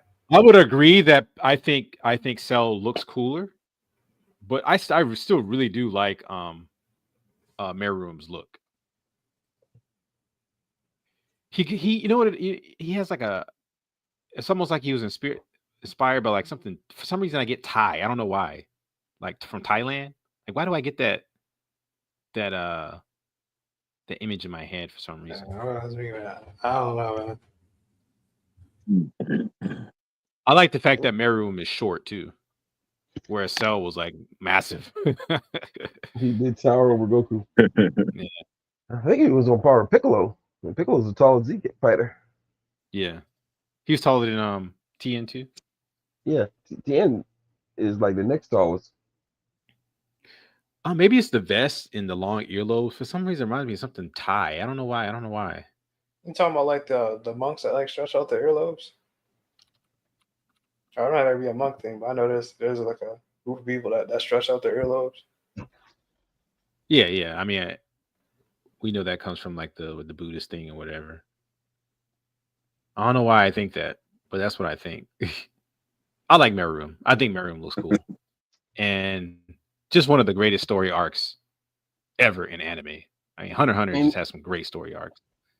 and you end up liking him by the end of the story. No, man, I kind of wanted him to get destroyed. When he realized, like, hey, you know, maybe I can. He's just a sympathetic character, and most of his enemies in it was Hunter a good. I thought I don't want to get too much in it because that's not what this is about, but I'll just say that I think that when you look at Meruem's story, his story is the yin to Gon's yang. Yeah, it's like Gon is this go-lucky child who has to become a monster, or he becomes a monster, whereas Meruem is born a monster and he becomes more human. And it's just a beautiful story. Like the way it's told is just so good. You know what I'm saying? Hunter x Hunter is up there. It's probably it has to be my second favorite anime of all time. I mean, it's just beautifully told story, I think, in my opinion. But we'll move on. Unless somebody else had anything else to say. I personally think it was a ripoff. I think Solo Level is ripping off. That is not inspiration. They're ripping off. They're clearly ripping off. All right, so yeah, but I'll let you guys say your last word on this before I move on. I mean, you got to be inspired off of something to make a story. And most people get some inspiration from somewhere, you know. Do you think again, that's kind of the whole point. Do you think this rises to the level of just inspiration? Or just it's still its own story. I mean, it's just like one villain and one bigger story. I'm like, yeah, it's not like they're copying the whole story of Hunter x Hunter. I mean, it had to be like one plot. It's the exact same story beats. The exact same. They walk in there, they see all the eggs, and then they see this gigantic egg. A matter of fact, I was kind of. Does the king have the same goal as the other? Does he become humanized like how he does, or is he just evil and the whole time? If he's still the whole time, he's still a different character. Well, to be fair, we don't know yet because we haven't seen. I'm just talking about the origins of the character and the story beats, like how you get to where you have this powerful ant. I mean, it makes sense. I mean, they got to be laid from eggs. I mean, I guess the other day was about doing it, but I mean, that's the basic story. I mean, there's a basic story that a lot of stories are using. You need some way to have your enemy. I've never seen the Hunter x Hunter ant story ever done in any type of media. That was actually pretty original. I'm sure he was inspired by something, but I remember seeing it. I was like, man, this is pretty cool. You know what I'm saying? And to see it again, and to be fair, you can even copy a story beat and still have an original character. So I have to give it some room. Maybe they will make this character more interesting later on. But for example, Goku's story beats is pretty similar to Superman, but Goku became his own kind of thing. You know what I'm saying? Like Goku is very distinct from Superman, even though he has a similar origin story. So one could say that Goku, in some ways, Superman wasn't the only inspiration, but he was one of the inspirations for Goku, right? Obviously, it was Eastern traditions from Journey to the West and the Monkey King. But I don't know. As I was watching it, like for instance, right, when you watch Dragon Ball Z and you see Goku's origin story, I don't think, oh, they're just ripping off of Superman. I think, okay, yeah, this is inspired by Superman because it's different. It's different enough. When I was watching this, I was like, man, this is a straight rip off of Hunter x Hunter. At least that's how I saw it. Yeah. What's up, Charlie Gamma Jr.? Thanks for showing up and giving us I don't know what kind of emoji that is. I'm blind, my computer screen. But thank you for showing up. I mean, some things take heavy inspiration, like talking about Dragon Ball. We could talk about Sonic, but how do you have like a whole transformation similar to Dragon Ball? They have some of the similar characters where it's like Sonic's Goku and then Shadow is Vegeta. There's like a ton of similar things between like Sonic and Dragon Ball. There's plenty of shows and stuff. Where do you cross the line where you're just ripping off? Where do you cross the line? Like what? That's kind of what the to me in the modern day, I don't really think there's a line anymore. I mean, there's just so much stuff to watch at this point that Well, I will give Carbon this leniency. The Japanese do collaborate a lot more than the American side of because they actually they are friends because they're all basically slaves to their art. They'll sit there for hours and hours and hours, like, hey, what do you But think of this? this isn't a collaboration. This is like you just straight ripping off somebody. This isn't a collaboration. Once I again, don't think it's a ripoff. once again, they are friends. They're I don't know the relationship between the authors of this story, but Well, come to remember this find is out- Korean. This is Korean. I'm not saying that Korean and Japanese people can't be friends, or if they're in the same industry, they can't know of each other. And maybe this was an homage to Hunter x Hunter. Maybe it was. Maybe this is his way of saying, hey, I really like Hunter x Hunter as a series. But again, I think, you know, when does something cross the line, you're just ripping it off. This is a straight rip off. I think this crossed the line. That's just my opinion. You know.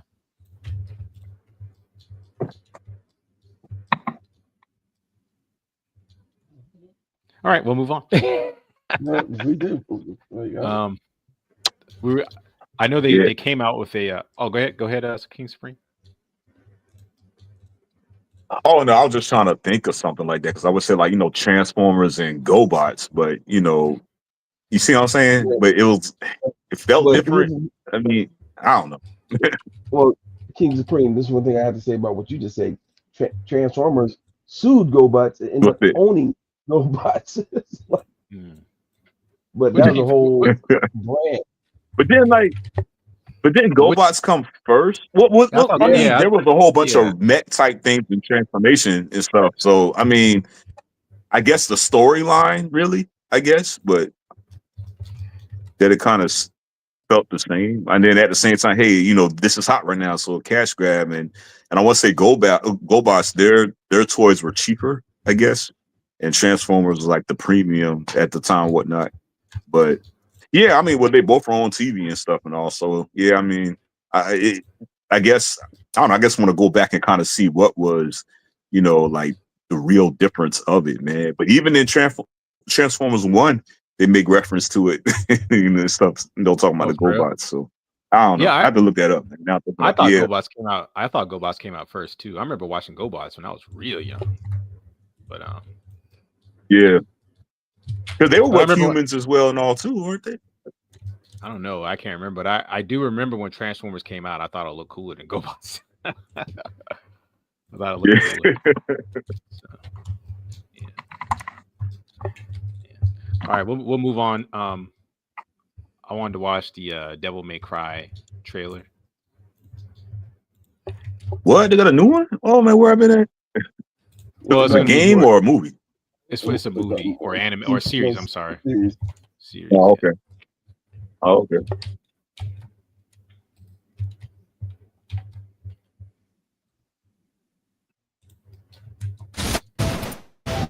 This, gentleman, is your primary objective. He's a top-level threat. Engage him with the full brunt of your firepower. I work better with music. Cut my life into pieces. This is my last resort. Here we stand on the threshold of a new age. The age of the demon. My army is about to descend on this city, causing unimaginable death. Unless Dante comes to meet us first. Me against an entire army. Sounds easy enough. Let's dance.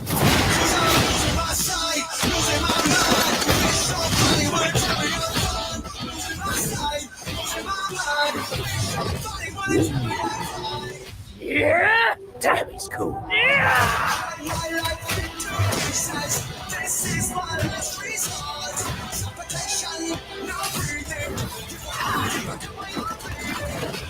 I know better than to trust the demon. Death and destruction is the core of your nature. I know all about demons' nature. I'm not one of them. Ripped and irresistible dreamboat, I know. You still can't just tear a guy's clothes off. This world's reckoning is already in motion. All you can do is ease its passing.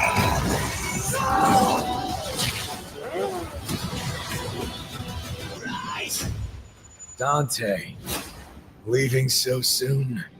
We have much to catch up on. brother.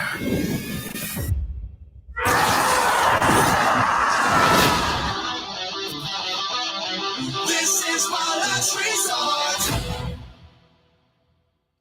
All right, what you guys think? Yeah. I like it. This is my first time seeing it on it. Yeah, so I'm definitely interested in it. It reminds me of like the first Devil May Cry, like the first game, like he was real, like wisecracking and things and stuff like that. I mean, that's the first Devil May Cry. So it's like I like that version. And I know in the second one he was more serious, but I like the wisecracking one. Then I think in the third one, it was kind of overboard, man, with it and all. But at least with this anime right here, the story of it, from what I'm seeing, it seems like it's focusing more on like the first Devil May Cry, like how he was, wisecracking and in doing this thing like that. I really like this version of it though. Is it all supposed to be the same character for each game, or is it like alternate universes or something like that? It's the same character. Dimitri, I'm about to get on you with that, man. I remember like that second one, he was just too serious, man. But then I understand, hey, look, things happen. So chronologically, it is 3. The third game takes place first, then the first game, okay, then the second game, then the fourth game, then the fifth game. So. Oh, okay. Dang, he jumped all over the place. But I forgot. Yeah, he did have a brother in there. I don't know much about the Devil May Cry lore. I remember when the first game came out, and it was kind of groundbreaking as far as the type of gameplay. I do remember that. For some reason, I always thought it had something to do with vampires. Does it have nothing to do with vampires? Nothing, just demons. So it's just mostly demon. Okay, yeah. All right. I thought vampires. I don't know why. But I will say, as far as what studio is doing this? Oh, that I do not know. I didn't see anything. Look it up.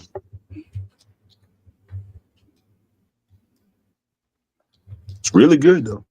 It looks great. Yeah. Yeah.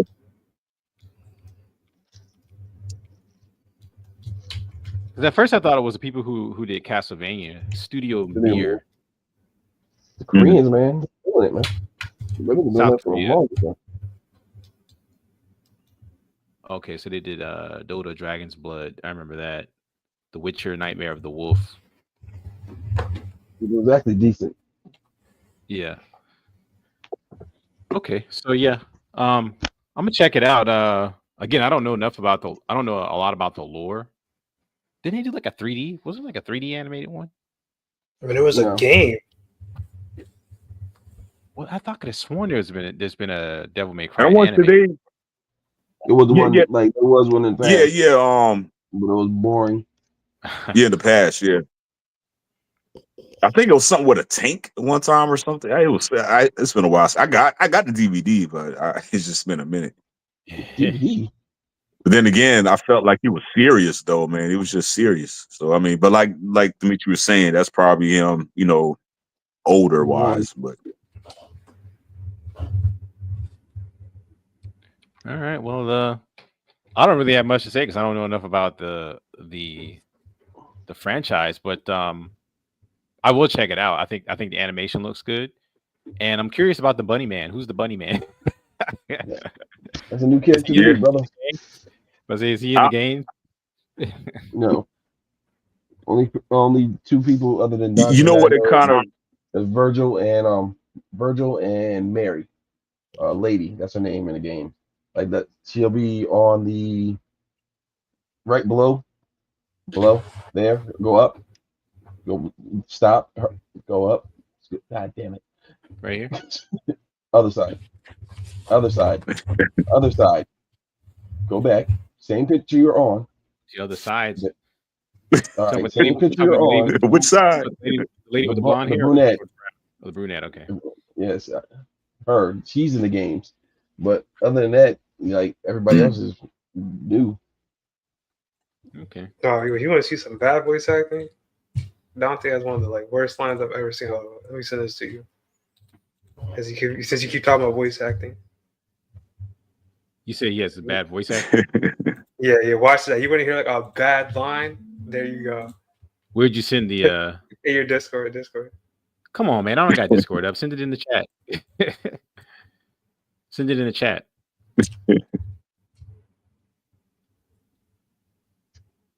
Do you see that or? Yeah, I see it. Okay, help me copy the link.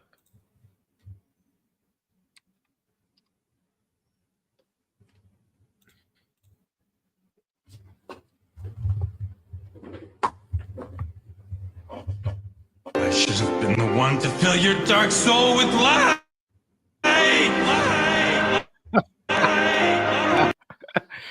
Yeah. Oh Yeah, man, which okay, one yeah. is that one? That was pretty bad. That's one. Is that what? That's one. I don't know which one that's from. I don't know. Hey, but I wish that the voice line is acting was amazing. bad. And it started off as No, it'll be interesting to see too about that bunny though. Like if that bunny is like a You get that voice actor in here, bro. I want that voice actor. Well, Devil May Cry started off as a like as Resident Evil, and then it turned into his own thing. So yeah. I do remember. I remember something about that. Yeah. That's why it has that Capcom look to it. I guess it was a Capcom game though. Yeah, it was a Capcom. And Dimitri, the other game, what's the other one? On a Mushu or something like that? On the Mushu, yeah, they got to do. Now that one had demons as well too. Yeah.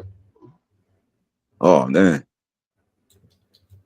Well, now it'd be interesting, like with that bunny, like if that bunny is like a vampire or something like that. Like in the like in the show, if he's a bunny, I wonder if they got inspiration from that old cartoon back in the day called I think it was called. It was like a vampire bunny. It was an old, like maybe like late '80s. I think his name was Banicula. It was a vampire rabbit. He was a white rabbit.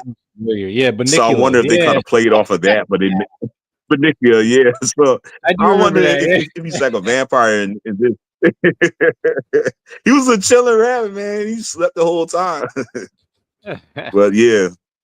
Now that's getting inspiration, but then just, like turning it on his head, like, the rabbit, he didn't go around talking and all that type of stuff. He just slept the whole time. That's kind of a parody too. Is that it right there? Yeah. Oh, parody, yeah. But that's where I say getting inspiration, enjoying, not just straight ripping it. Yeah, I mean, yeah, I guess you could consider that inspiration. I mean, I get parody, I guess. I see more of as a parody, like, okay, you're kind of, you're taking a popular culture thing, you're adding it to anthropological type of character, meme or whatever. But yeah, I could be considered inspiration. Yeah. Yeah. Definitely not a straight ripoff. That's for sure. But yeah, let's move on to the next thing. This is something I wanted to talk about because we've kind of been, or I've kind of been working my way up to this thought with us talking about Star Wars and where they can go from, or how can they rise above the travesty that it has become. I should say. And I think I've kind of mentioned this in passing. I do kind of want to just have a segment about it because I want to start a campaign. And the campaign is we need to make this man the head of Star Wars. Candy target. Start a petition or something. Well, we need to get things moving and make this man the head of Star Wars. Make him the CEO or the creative director, whatever power you have to give him creative control of Star Wars, give it to this man. Nobody else. This man. We need him back in Star Wars. We need him back. In my opinion, I think he will take Star Wars to new heights. And if you don't know who this is Genndy Tartakovsky. Never pronounce his name. I think it might be Russian or something like that. But he did things like Dexter's Laboratory, Powerpuff Girls, Samurai Jack. He directed that 3D. Symbiotic Titan. He did that 3D movie with the vampire. I can never remember the name of it. But of course, he did the original. He's done live action as well too. He's never done live action, but that what's his Okay. name? Dave Filoni has never done live action either, and they gave him a live action job with Ahsoka, which he's utterly done a terrible job. But my point is that I think he has the eye for good direction. That's looking really good too, by the way, Carvin. That hair is looking good. I think he has the right eye. I think he has the right type of mindset for what Star Wars needs. You know what I'm saying? He's older too, so you know he's very seasoned. He knows, I think, what to do. I think they need a petition started or something, some kind of campaign started to get this man back in Star Wars, give him creative control. Disney, if you're listening, if you want to start making billions of dollars again, put this man in charge. Please. Please. For the hope of the galaxy. I know. For the hope of the galaxy. To end Kathleen Kennedy's or Darth Kennedy's horrible reign of terror over the galaxy, put this man in charge. I just wanted to say that. If no one has anything else to say about that, I will move on to the next trailer.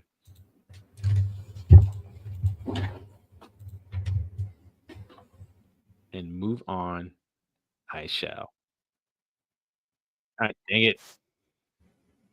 All right, let's see. So the next one is one I wanted to watch is Lilo and Stitch trailer for the live action movie, just to get you guys' because I have some very strong opinions about this, but I just wanted to get you guys' opinion on it. Oh, what? No, they're doing live action of this? No, it's a childhood classic right here, bro. Your childhood. We have apprehended a dangerous. Where is he? He escaped. He's trying to find the police cruisers. He took the red one. What hideous planet is caught in your crosshairs? Shooting star! I wish for a friend. Like a best friend.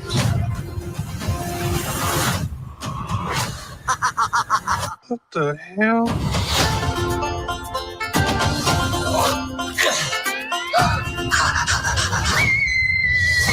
He's so cute and fluffy. He is your responsibility. Got it. Oh, man. This voice is wrong, bro. Down from there. Look like an angel. No. Control him. Hey, what are you doing? No, dog's on the table. You sure that's a dog? Yeah. Rough.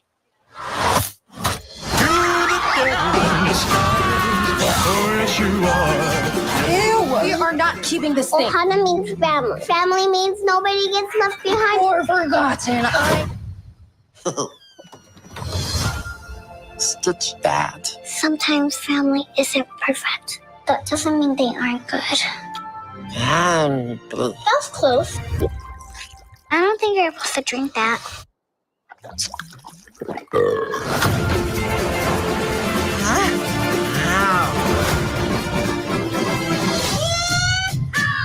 Agent Cobra Bubbles, we have a blue dog to catch. No, wait.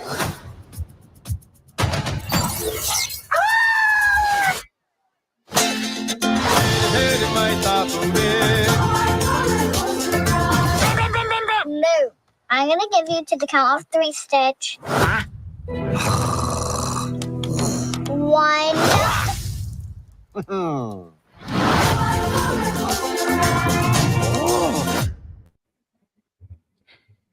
All right, I'll let you guys begin. Was it Eddie Murphy in that? The man that married Storm. Oh, the man that married Storm. That's all I can remember. He's his wife far outshadows him. But at least Stitch is pretty accurate. Even to the cartoon version, I feel this is actually a pretty good render / model for a realistic version. I feel like whoever made that, they did actually a really good job. It actually looks like the character. At first, I was like, his voice is a little bit off. I'm like, that legitimately sounds like him. you know, something like that. I feel like they did a good job of making them into like 3D realism. And I'm like, what is the point? Because I remember this thing had a whole TV show and it had an ending and everything. I'm like, why? I'm like, because I remember I thought the ending was pretty good, at least when I was a kid. I haven't watched it forever, but I remember I was satisfied with the way it ended. And I'm like just in general, like, why do they keep doing all this like new, or just trying to do the old stuff that like make some new stuff, please. You know, and now they're about to ruin this, you know, like they've ruined all the other action adaptations they've made. Have they made any successful ones? Has anybody thought the live adaptation ones are better than the cartoon or animated ones? They made successful ones. I think Aladdin was pretty successful. The Beauty and the Beast one was pretty successful. No, but if people think it was better than the animated movie, though. I don't know if they thought it was better, but they've had some successes, which is why I think they keep doing it. But I concur with you, Carbon. Like, you know, I'm not a big Disney fan as far as, you know, the stuff more for children. I really don't like the 3D stuff. I don't like the Pixar look.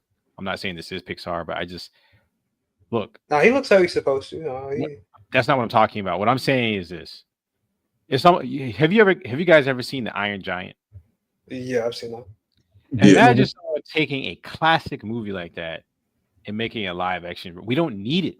Yeah, you're right. It's not needed yet. We don't need it.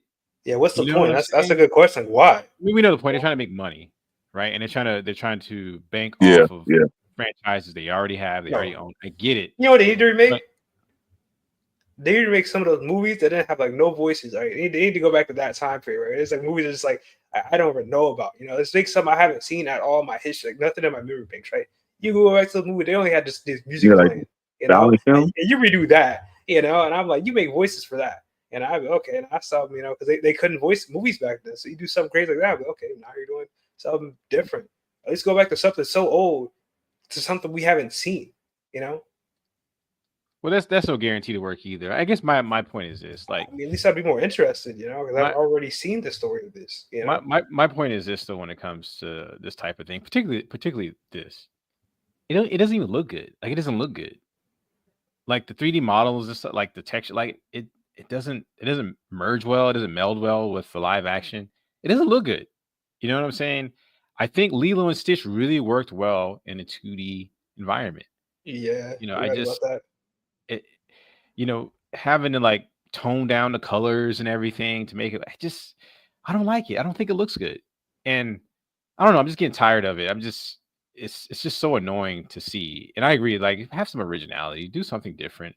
You have billions of dollars. There's all types of good stories and concepts out there. Take some take some chances. You know what I'm saying? But this right here, I don't know. I see it as an abomination. It's an abomination in many ways to the core material. Like, there's some things I think that should be adapted or could be adapted from 2D.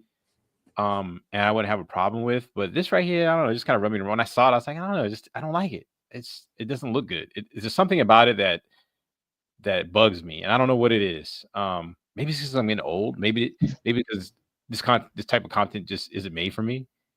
Maybe it's more. It's not that. It's that they keep redoing movies that they've already done. It's like, and then then they're going to make the story so similar. They're like, the thing is too, they don't deviate the story that much, or they just deviate in the worst way possible. You know, they don't do anything crazy interesting with these live action movies. Well, I haven't chimed in yet, but you know how I feel about Disney. But you're around Carbon, but yeah, that rat is a slave driver. So, but they're doing the same thing with How to Train Your Dragon, and How to Train Your Dragon is not even that old. I agree. You're doing it with that one. I agree. Like, and I heard they're gonna do a Moana movie. Moana live action too. They just had a second movie a couple years ago. What? You gotta be kidding me! But they're doing the live action one, right? Yeah. Like, the only live action movie that was half decent as far as all these animated shows go, in my opinion, was the Sonic one. At least they tried to make a new story. At least, you know, that's what I gotta give them. At least make a new story. Yeah. All these other ones, they don't make a new story. And again, even the same story you already know. Then it had Jim Carrey as well too on that too, man. So I mean, he killed that. You know, at first I was like, "How's this gonna work?" Like, because he was just too animated with it. But as the movies went on, I saw how his character grew. Yeah, his character grew into it. And I was like, "Oh, okay, I see what they're doing," and it worked. I mean, and even with this, I mean, I see why they came up with this movie. I mean, there is an audience for it, you know. I mean, because I know, like, even with my kids, it's like, you know, this is still a big thing. Like, you know, snitch. You know what I'm saying? I mean, it's an audience for it, man. So I'm pretty sure people. I mean, they're gonna take the kids. Summertime's coming up. I mean, it's an audience for it, and it looks like they will enjoy it. You know, like the new generations coming up and stuff like that. So it's just a new. I say it's just a new medium for them to view it in. But I do agree, like, you know, seeing them in this type of medium it's different. I mean, I'm so used to seeing the 2D, you know, like with this, you see the fur, and I mean, I mean, it's an audience for it, man. You know, I mean, they're gonna get their money because I know, you know, they're gonna be taking the kids to go see it and stuff, man. So and at the same time too, they did capture it. Like the action, like I don't Carvin was saying, like, you know, I don't think they captured it. I don't think they captured it. You talking about like the design, mannerism and stuff like that, or the design and all that stuff, but the feel, it's not the same feel. It just doesn't feel the same. It doesn't when you add all the realistic textures and stuff like that. I think it takes something away from the original. You talking about like the visual part. In fact, the visual part. Yeah, in fact, the first part of the trailer, when it was mostly 3D, it looked like I was going to be watching a fully 3D movie because that's how bad it looks, right? Yeah, I did get that in the beginning part. Yeah. So it's just, I just think there's just certain types of things that doesn't need this, and I don't think this needed it. I mean, I get why they're doing it, like you said, there's definitely an audience for it. For families, people probably will go take the kid. That's not what I'm disputing. What I'm saying is that this is an abomination.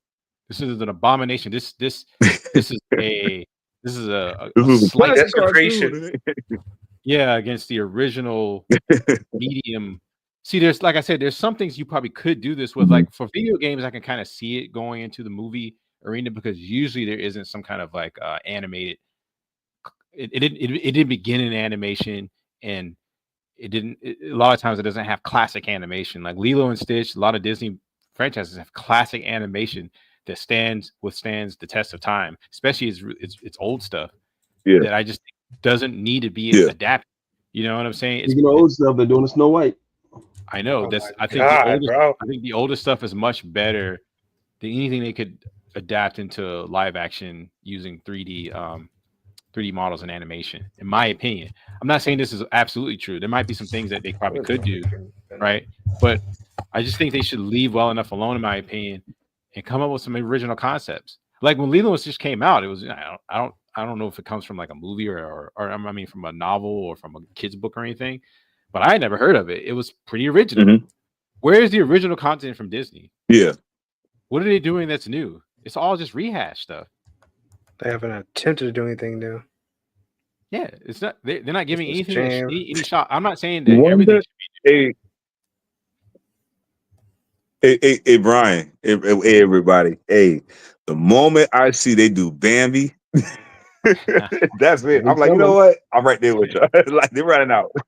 Because how you gonna do? I mean, come on, man. If they did Lion King, they'll do that too. If they did Lion King, they'll do that too. And Lion King. Yeah, I mean that's what I'm saying. If they do Bambi, I'm gonna have to jump on that boat with y'all, man. I just can't. I don't know. I mean, I okay. Because you know it's like a new audience and things, you know, stuff like that. And you know, yeah, they could just, you know, play the old movie that we saw back in the day and just release it in the theaters or stream or whatnot. But I guess to try to give them like a fresh, you know, new look for a new audience, they just update it like this. I mean, that's the only thing I can see that why they do it like this, to kind of, you know, update instead of just, hey, let's just, you know, bring back the old movie and hopefully everyone will watch. You see what I'm saying? So I mean, I guess in that marketing way, if I'm saying it right, you know, marketing perspective, doing it that way is to get a new audience and to possibly have them maybe watch the old one later if they like, you know. I mean, it could be something like that, but you know. King Supreme, I have to disagree with you on that. That's one. my I'm take gonna go back on to our 2D roots and our 2D love, because Vampire Hunter D just celebrated like its 40th anniversary, and they had both movies in the theater, and that theater had little kids and everything out there. I'm like, what the hell is this? So, something just okay. 10 times. Now, so if they was to bring out a live action Vampire Hunter D, would you go see it? Live action now. If it's done But see well, that- it's not done like Hollywood trash. Yeah, It's like there's a not- difference. See, that's the thing though. That's the thing though, King Supreme. I'm not saying this is an absolute rule, Mhm. right? I think there are some things that could be Yeah. adapted. Like in our last show, we talked about how I think Claymore would make an excellent live action movie if the right creative team was behind it, if the casting was right. I think it could make a really good live action movie, right? Probably a good franchise, a good series. You could probably get 3 good movies out of that series. I mean, from that IP. So I'm not saying this is absolutely true. I'm just saying there are certain things. There are certain things I think should be left alone. Now, that's just my opinion. Disney can do what it wants. It's just IP. They're going to milk it as much as they want. But in some ways, and this is going to get a little political. I'm not going to go too far down this line, but in some ways, I think what we're witnessing is the downturn of Western civilization. When you can't originate things, or you can't do new things, or Man, make we kind of new are, bro. Look at our concepts. economy right now, man. You know what I'm saying? I'm not talking about the economy. I'm talking about our soft power, the culture that we project on to the rest of the world.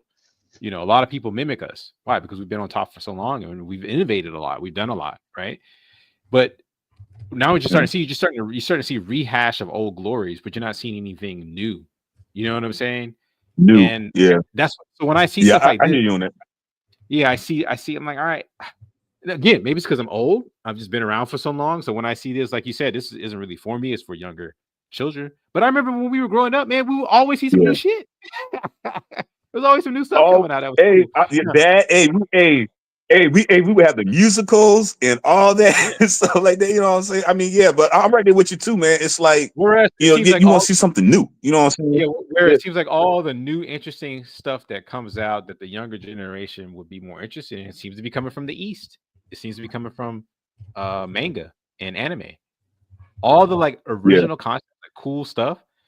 And maybe that's why American comics are dying, because they're not really doing anything new. And then the stuff that's original doesn't really get the push or the funding to, the marketing to really kind of make it, proliferate throughout the society. The closest thing we have is Invincible.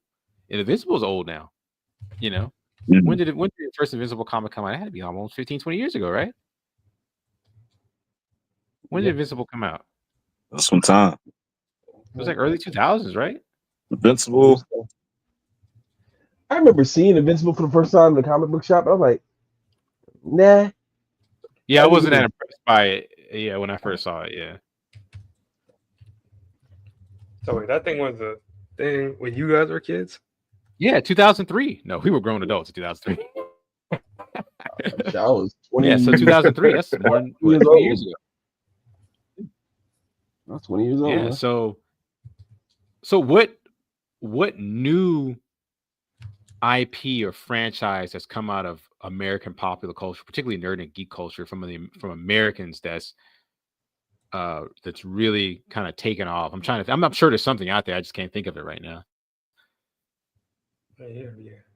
Hard time trying to find out. Because when it comes to comics, I don't see that. Are we talking besides the games? I mean, yeah. I'm talking besides the games, nothing. Yeah.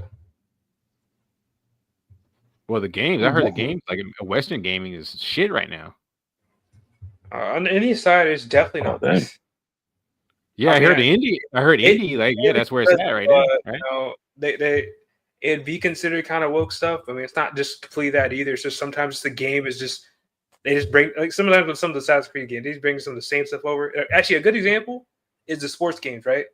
They literally will just port the same game over, and it's because it's called a new game. We literally see the same assets, and we label the same thing. They have the same textures from last year. It didn't change nothing. And even look at the texture, it gave us the same game. Carbon. We've been saying that since we were kids, man. It's bad in this cut. No, but it's way more exaggerated now than it was back then. They make changes back in older games. Now it's way worse. It's way worse. I don't know. When I saw it, I was like, this is an affrontry to my creative, everything creative about me. This is a slap in the face when I saw that Lilo and Stitch trailer. I was like, come on, man. Like, again? Like doing the live action version of the old Disney movie was okay. It was kind of unique when they first did it. What was the first one? It might have been Beauty and the Beast, right? Oh. What was the first Disney live action rendition? Classic movie. Let's see. Treasure Island. Treasure modern Island? one. That was like 1950. I think it was Beauty and the Beast. Taking it back. It didn't matter. The point is that I'm just getting sick of it. Ready for something new, man. Let's see. We'll end on this one. This is well, I'll give you guys a choice. We can watch The Last of Us season 2 trailer, or there's a new anime coming out called Black Torch, and there's a teaser trailer for it. So which one you guys want to look at? Yeah, let's do the Black Torch. We'll watch Black Torch, bro. That sounds way more interesting. All right, we'll do a vote. Okay, so what do you say, Carvin?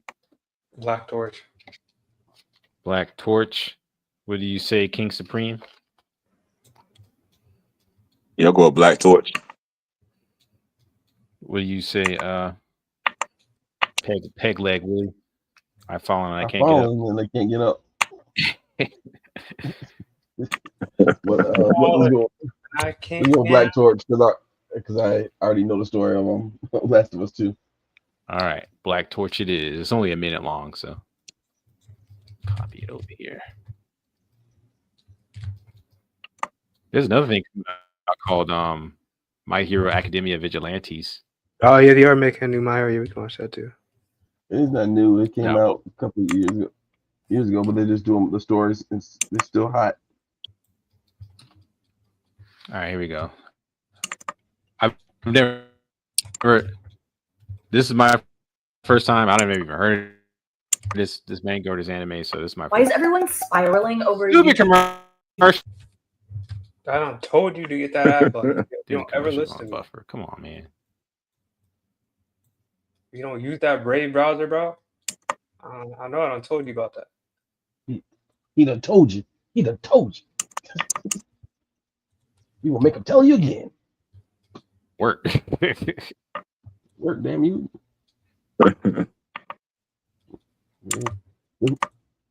Looks like our vote was wasted. Wow. Sources. Damn, man.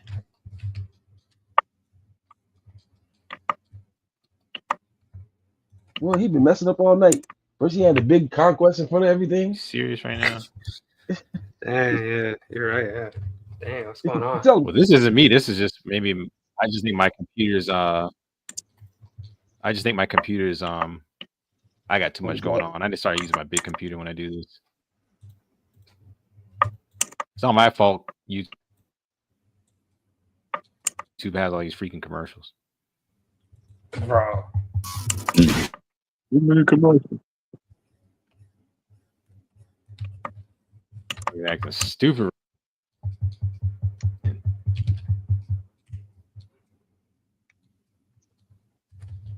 It's crazy because I'm hard connected too, so you figured I wouldn't be having these issues, but.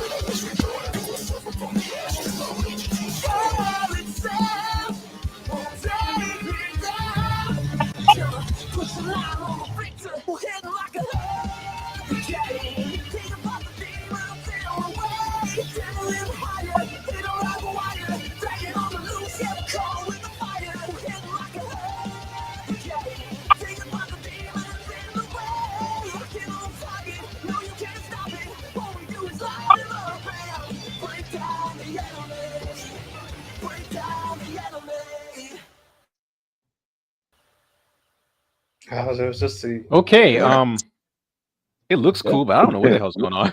Yeah, I would. Do any of you guys know anything about this? No, I wouldn't. I have no No, thoughts. I ain't anything. All right, one at a time. First, you. All right, one at a time. One at a time. Carbon, you first. I wouldn't trust it just from the like musical intro alone. It's just their intro, so I mean, you can't get enough information from that. They didn't need to show us more. So you don't know anything about it. No, I've never heard of this. Let's look up a synopsis real quick. What about you, King Supreme? Yeah, it was my first time seeing it, man. A lot of energy. But yeah, just so I forgot what's all going on in it. And I'm assuming you've never heard of it either, Peg Leg Willie. Nah, I was on my back. Oh, I was on my back. I couldn't get up to watch it. Ain't nobody help me. Here's the basic plot synopsis. It says Jiro Azuma is a teenage punk trained in the art of the ninja, or the ninja, who has the incredible ability to talk to animals. Despite this, he was constantly bullied as a child for talking to animals. He could only find solace with other animals, such as his dog Nachi. Okay, so he's like a Dr. Doolittle Najitsu practitioner. Let's see. Lives a quiet life with his grandfather, utilizing his supernatural ability to speak with animals to befriend and protect. Well, let's click on this because this is the wiki. I guess that's why they're dressed that way. Okay, 17-year-old Jiro Azuma lives a quiet life with his grandfather, utilizing his supernatural ability to speak with animals to befriend and protect them. Both Jiro or Jiru, how you pronounce his name, and his grandfather are descendants of a long-standing shinobi clan, training in combat to keep the art of battle alive within their family. Jiro's life thrown into upheaval after rescuing a seemingly normal black cat, Regao, only to discover that the cat is actually a Mononoke, a demonic spirit that has long been at war with mankind. When a hostile Mononoke comes looking for Regao, Jiro uses his shinobi training to jump to the cat's defense, but immediately suffers a mortal wound. Faced with the decision of whether or not to devour Jiro's fading energy and restore himself to full power, Regao instead chooses to give his remaining energy to Jiro, reviving the boy. The transfer also grants him great supernatural powers that complement his own shinobi fighting style. This act is witnessed by Ryosuke Shiba, an officer in the Bureau of Espionage, whose job revolves around dispatching aggressive Mononoke. Shiba extends Jiro and his grandfather an offer to join the Bureau's new squad, Black Torch, and help them battle powerful Mononoke who seek to devour innocent people. Somewhat interesting premise. I'll check it out when it comes out, for sure. These are all your different shinobis here, looks like. Can't go wrong with it. They got weird, one in the blue. Weird costumes. No, the one in the blue is kind of zesty, ain't it?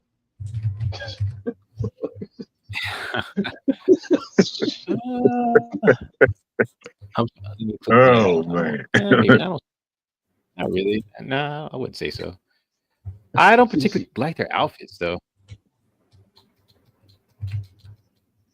Like white on a ninja just never really sits well with me. I don't think pink really works well for ninjas either. That's one thing I didn't like about Storm Naruto. Shadow. Like, how you gonna be a ninja and you wearing a bright freaking orange? That don't even make no sense. No, that Ninja comedy show let me down bad. Yeah, boy. Even the quality, like the animations, went down like really bad. I just stopped watching and I was like, you know what? I'm good. It began really cool though. Yeah, like when it was like strictly 2D, but then after that, like okay, Yeah, you know that 3D mech shit the bed. I was like, damn, like what happened? It's almost like two different studios. Like Went a whole different studio did the beginning. Or yeah, like the last part of it is like, what the hell, man? Yeah. But all right, guys, that kind of wraps up what we're gonna talk about here. So we'll give our final thoughts. So we'll start with Mr. King Supreme. I'll solo layout you here. Solo you. Yeah, I definitely take a. Oh, you talking about with the Oh, can you hear me? Yeah, in general, this is your closing thoughts, because you can talk about anything you want. Talk about new projects you're working on. Oh, okay. New things you want to see or do, or Yeah, I'll talk a little about the projects. Still working on some music, man. So looking to release that, some boom bap type flavor. And I'm still working on my story. Basically got the idea of like drawing inspiration from like the Four Horsemen, something like that. The apocalypse was more so the Four Horsemen of Lord Ruckus. So still writing it down and trying to get it all together, making it interesting. So I'm definitely gonna pass that to y'all. So just basically trying to find some kind of element to go around to kind of keep the story interesting and stuff. So definitely gonna be shooting y'all some ideas, man, to get some feedback and what y'all may think on it, on your suggestions and all that. So definitely. Okay. All right. That's All it. right. We'll move on to I've Fallen and I Can't Get Up. Only got one leg. At a disadvantage. Well, basically, y'all, I've added some Dwayne Wayne glasses to my character. I don't know why. I just like. I actually kind of like that. that. I like that actually. So that's what I was working on tonight. As far as things coming out, I'm in a hurry to get our stuff out because every one of our ideas is original. It's ours, and we should have creative control over it. As far as everything else that we grew up on, it's dead. That seems to be the ongoing theme of our shows this week is what's dead and what can be revived, and it's mostly graveyards. So that's where I'm at right now. Okay. So when are we going to see the first page of this comic, man? Eventually, when I get up off the ground, because I've fallen and I can't get up. All right, we'll move to Mr. Carbon. Give you a solo view here. I was trying to sculpt the back of the hair because Cloud and this version and the older version, I mean, they didn't really give him hair. It's just kind of sculpted back there. So I'm going to sculpt it a little bit and just add a couple strands back here and call it a day. Yeah, it's looking good. Looking good. Can you zoom in a little bit more? Because you kind of zoomed out, so we can't really see. You said the hair was going to give you problems, but I think you nailed it, man. I think you did a good job. I mean, I feel like I've got a lot better. Like, at first, I feel like it's kind of hard, and then I'm like, I don't know how to explain it, but it's like now I can kind of visualize the hair before I put it there. I can kind of like, I don't know if you happen to know what I'm talking about, but it's like you can visualize it before you do it. Yeah. I don't feel like I'm just randomly doing it and just see if it works. I feel like I can like kind of pre-analyze and then okay, I'm going to do it like this. You know what that's from? What? Practice. I remember when we first met up, you're like, well, how am I going to do this? How am I going to do this? Like, well, you practice and it'll be like I can show you the other thing. Let me and now you're at that point. Yeah, now you're at that point. So good job, man. Yeah, man. Let me show you the other one I did. Was it yesterday? I finished this one yesterday. Oh, yesterday, a couple days ago, actually. You kind of zoomed out. Can you zoom in on it a little bit? There we go. Yeah, it looks good, man. One thing I've noticed too is that your eyes are getting a lot better. I know you say you put the emissive thing on it, so it doesn't have that weird thing. Like it's. Oh, this one I had like a little bit of like depth to it. So it's like depth to it. Okay, yeah, I see. Yeah, but I think that I mean, your work is getting more and more crisp. So yeah, it's definitely a lot easier to actually sculpt here because before I used to struggle just trying to sculpt it in, but I feel like I did an okay job of trying to follow the reference and actually sculpting the hair. Yeah, you're getting really good. Getting really good. Yeah. Did you apply for some of those jobs I sent you? Man. I did not. I hate to. I would have to completely update my portfolio, man. I did not think you would, but I'm like, oh, like the jobs are there. Caleb just want to apply for them. Okay, yeah, man. Good job, Caleb. Good job. I Fall and I Can't Get Up. I can't wait to see some stuff that King Supreme is gonna be working on. Yeah, I need to finish my story too, because I don't know how to write that well. I need to finish that myself. All right. Last but not least, like I said, I didn't really have time leading up to this show to Yo, work on this. can I- But tomorrow is going to be my Orchard Organics day, and I'm going to be working on this all day tomorrow because I told myself I'm going to get this character design done this week. so this will be done tomorrow. And can you do a favor? Go with it, man. You'll Can you get do it. me a favor? Can you do me a favor for next week? What's up? Please switch computers because yours is blurry tonight. Yeah, I don't know. If I switch computers, I won't be able to work while I'm doing the show unless I put Clip Studio on the other computer and then connect my tablet monitor to that computer. There's a lot of technical stuff I got to do to make that work. I got to buy adapters for the cores because the cores won't fit all the way to that computer. You see what I'm saying? So I'll eventually get to that point. Logging with two computers, you can have it streaming on that computer, but you can still show your camera and stuff on that computer. If you have two accounts. I don't know how that would work. I'm Yeah. trying to think about what you just said. If I stream from this computer, no, because when I show stuff, I have to get it from this chair and go to that chair every time I want to show. No, I can because I can still share something. I can still share. Yeah, No, you can set yourself as a leader of both things, right? Because you set yourself as you can give yourself moderation, right? Maybe I don't know. You can have the big computer to stream and just give your other account moderation. Yeah, maybe. So you don't have to lag or anything. Yeah, I guess I can give it a shot. We'll do a test. How about that? We'll do a test next week before the show. All right, yeah. Yeah, you and I will do like a test. Yeah, what's up? Ladies and gentlemen, this is part of the show that we figure our technical difficulties when we should have figured them out at the beginning of the show. Hey, this is a work in progress. Work in progress. Right, definitely. Yeah, but we'll get there. We'll get there because I do notice that I get better results when I stream on my live. Probably because it just has more resources. It's better processor, better video card, all that stuff. I'm basically doing it off my laptop right now, and this laptop is kind of old. It's like maybe 6 years old now. So yeah. But anyway, any final thoughts before we get out of here, guys? No, that's it for me. Any ideas for things to talk about next week? No, it's actually a slow week next week. Like there's nothing out because Invincible's over. Yeah. I did start watching Paradise. It's actually really good. Yep, it is. Yeah, it's actually really good. The acting is who's the guy? Who's the black guy? I don't know, but about everything I've seen him in, I liked him in. He's good. Like he's very convincing. And the guy that plays the president, the guy that plays Scott Summers, Cyclops in the X-Men movie, he does a really good job as president. Like I would say the acting in the show so far is actually really good. What's his name? James Marsden, and then the black guy's name is Sterling K. Brown. So far, I'm really enjoying the show. I think I'm on like the 3rd episode. But yeah, you're right. We got to figure out what our main topic is going to be. There's a show I've been watching. King Supreme and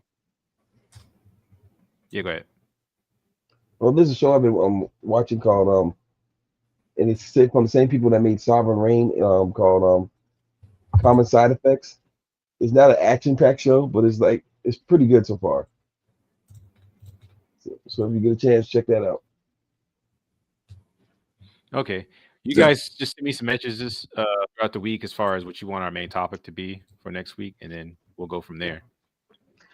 I know what's something we can do. I'll send you something. It might not be a whole topic, but it's definitely something innovative. At least okay,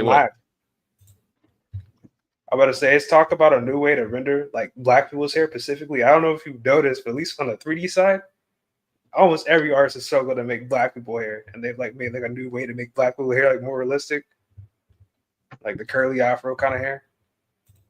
That's not quite what this show is about. I know it's more like it's not be a whole topic. It's more of like a minor thing, but it's kind of that's more of like a technical. It's an improvement in animation. I can tell you that. Just about art or illustration or 3D. If we had a show just talking about that type of thing, then this is more of like popular culture. We talk about movies, and animation, and then we draw and model and do whatever while we're doing that. But keep thinking. Did you say you had an idea, Peg Leg? we're gonna talk about my peg leg. But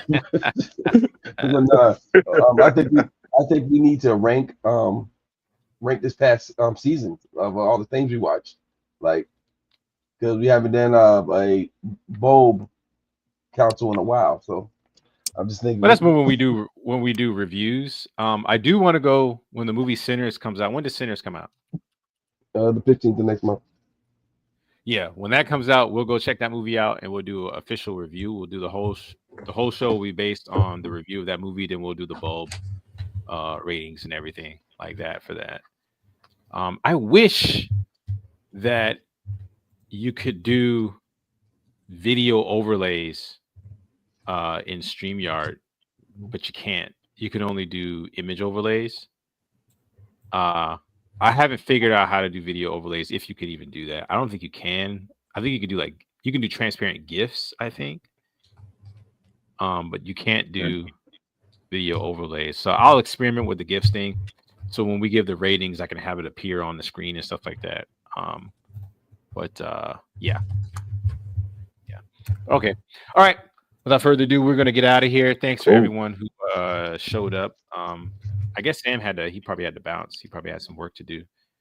It looks like we actually have 3 viewers. I don't know who's viewing. Yeah, that's something though. You know, Yeah, it's better than zero.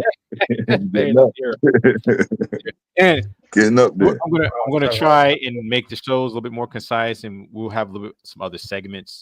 If you guys have ideas for like segments, like fun segments we could do, shoot me a message or whatever, and I'll make some graphics for it or whatever. Like we could do something like bomb of the week. Like I watched this, it was completely trash or whatever, something like that. Something like that. Yeah. Or we read something, and we'll talk about that later. We'll get out of here for now. Thanks everyone for showing up, and thanks for everyone who's watching us right now. All 3 of you. Good night. Yay. All right.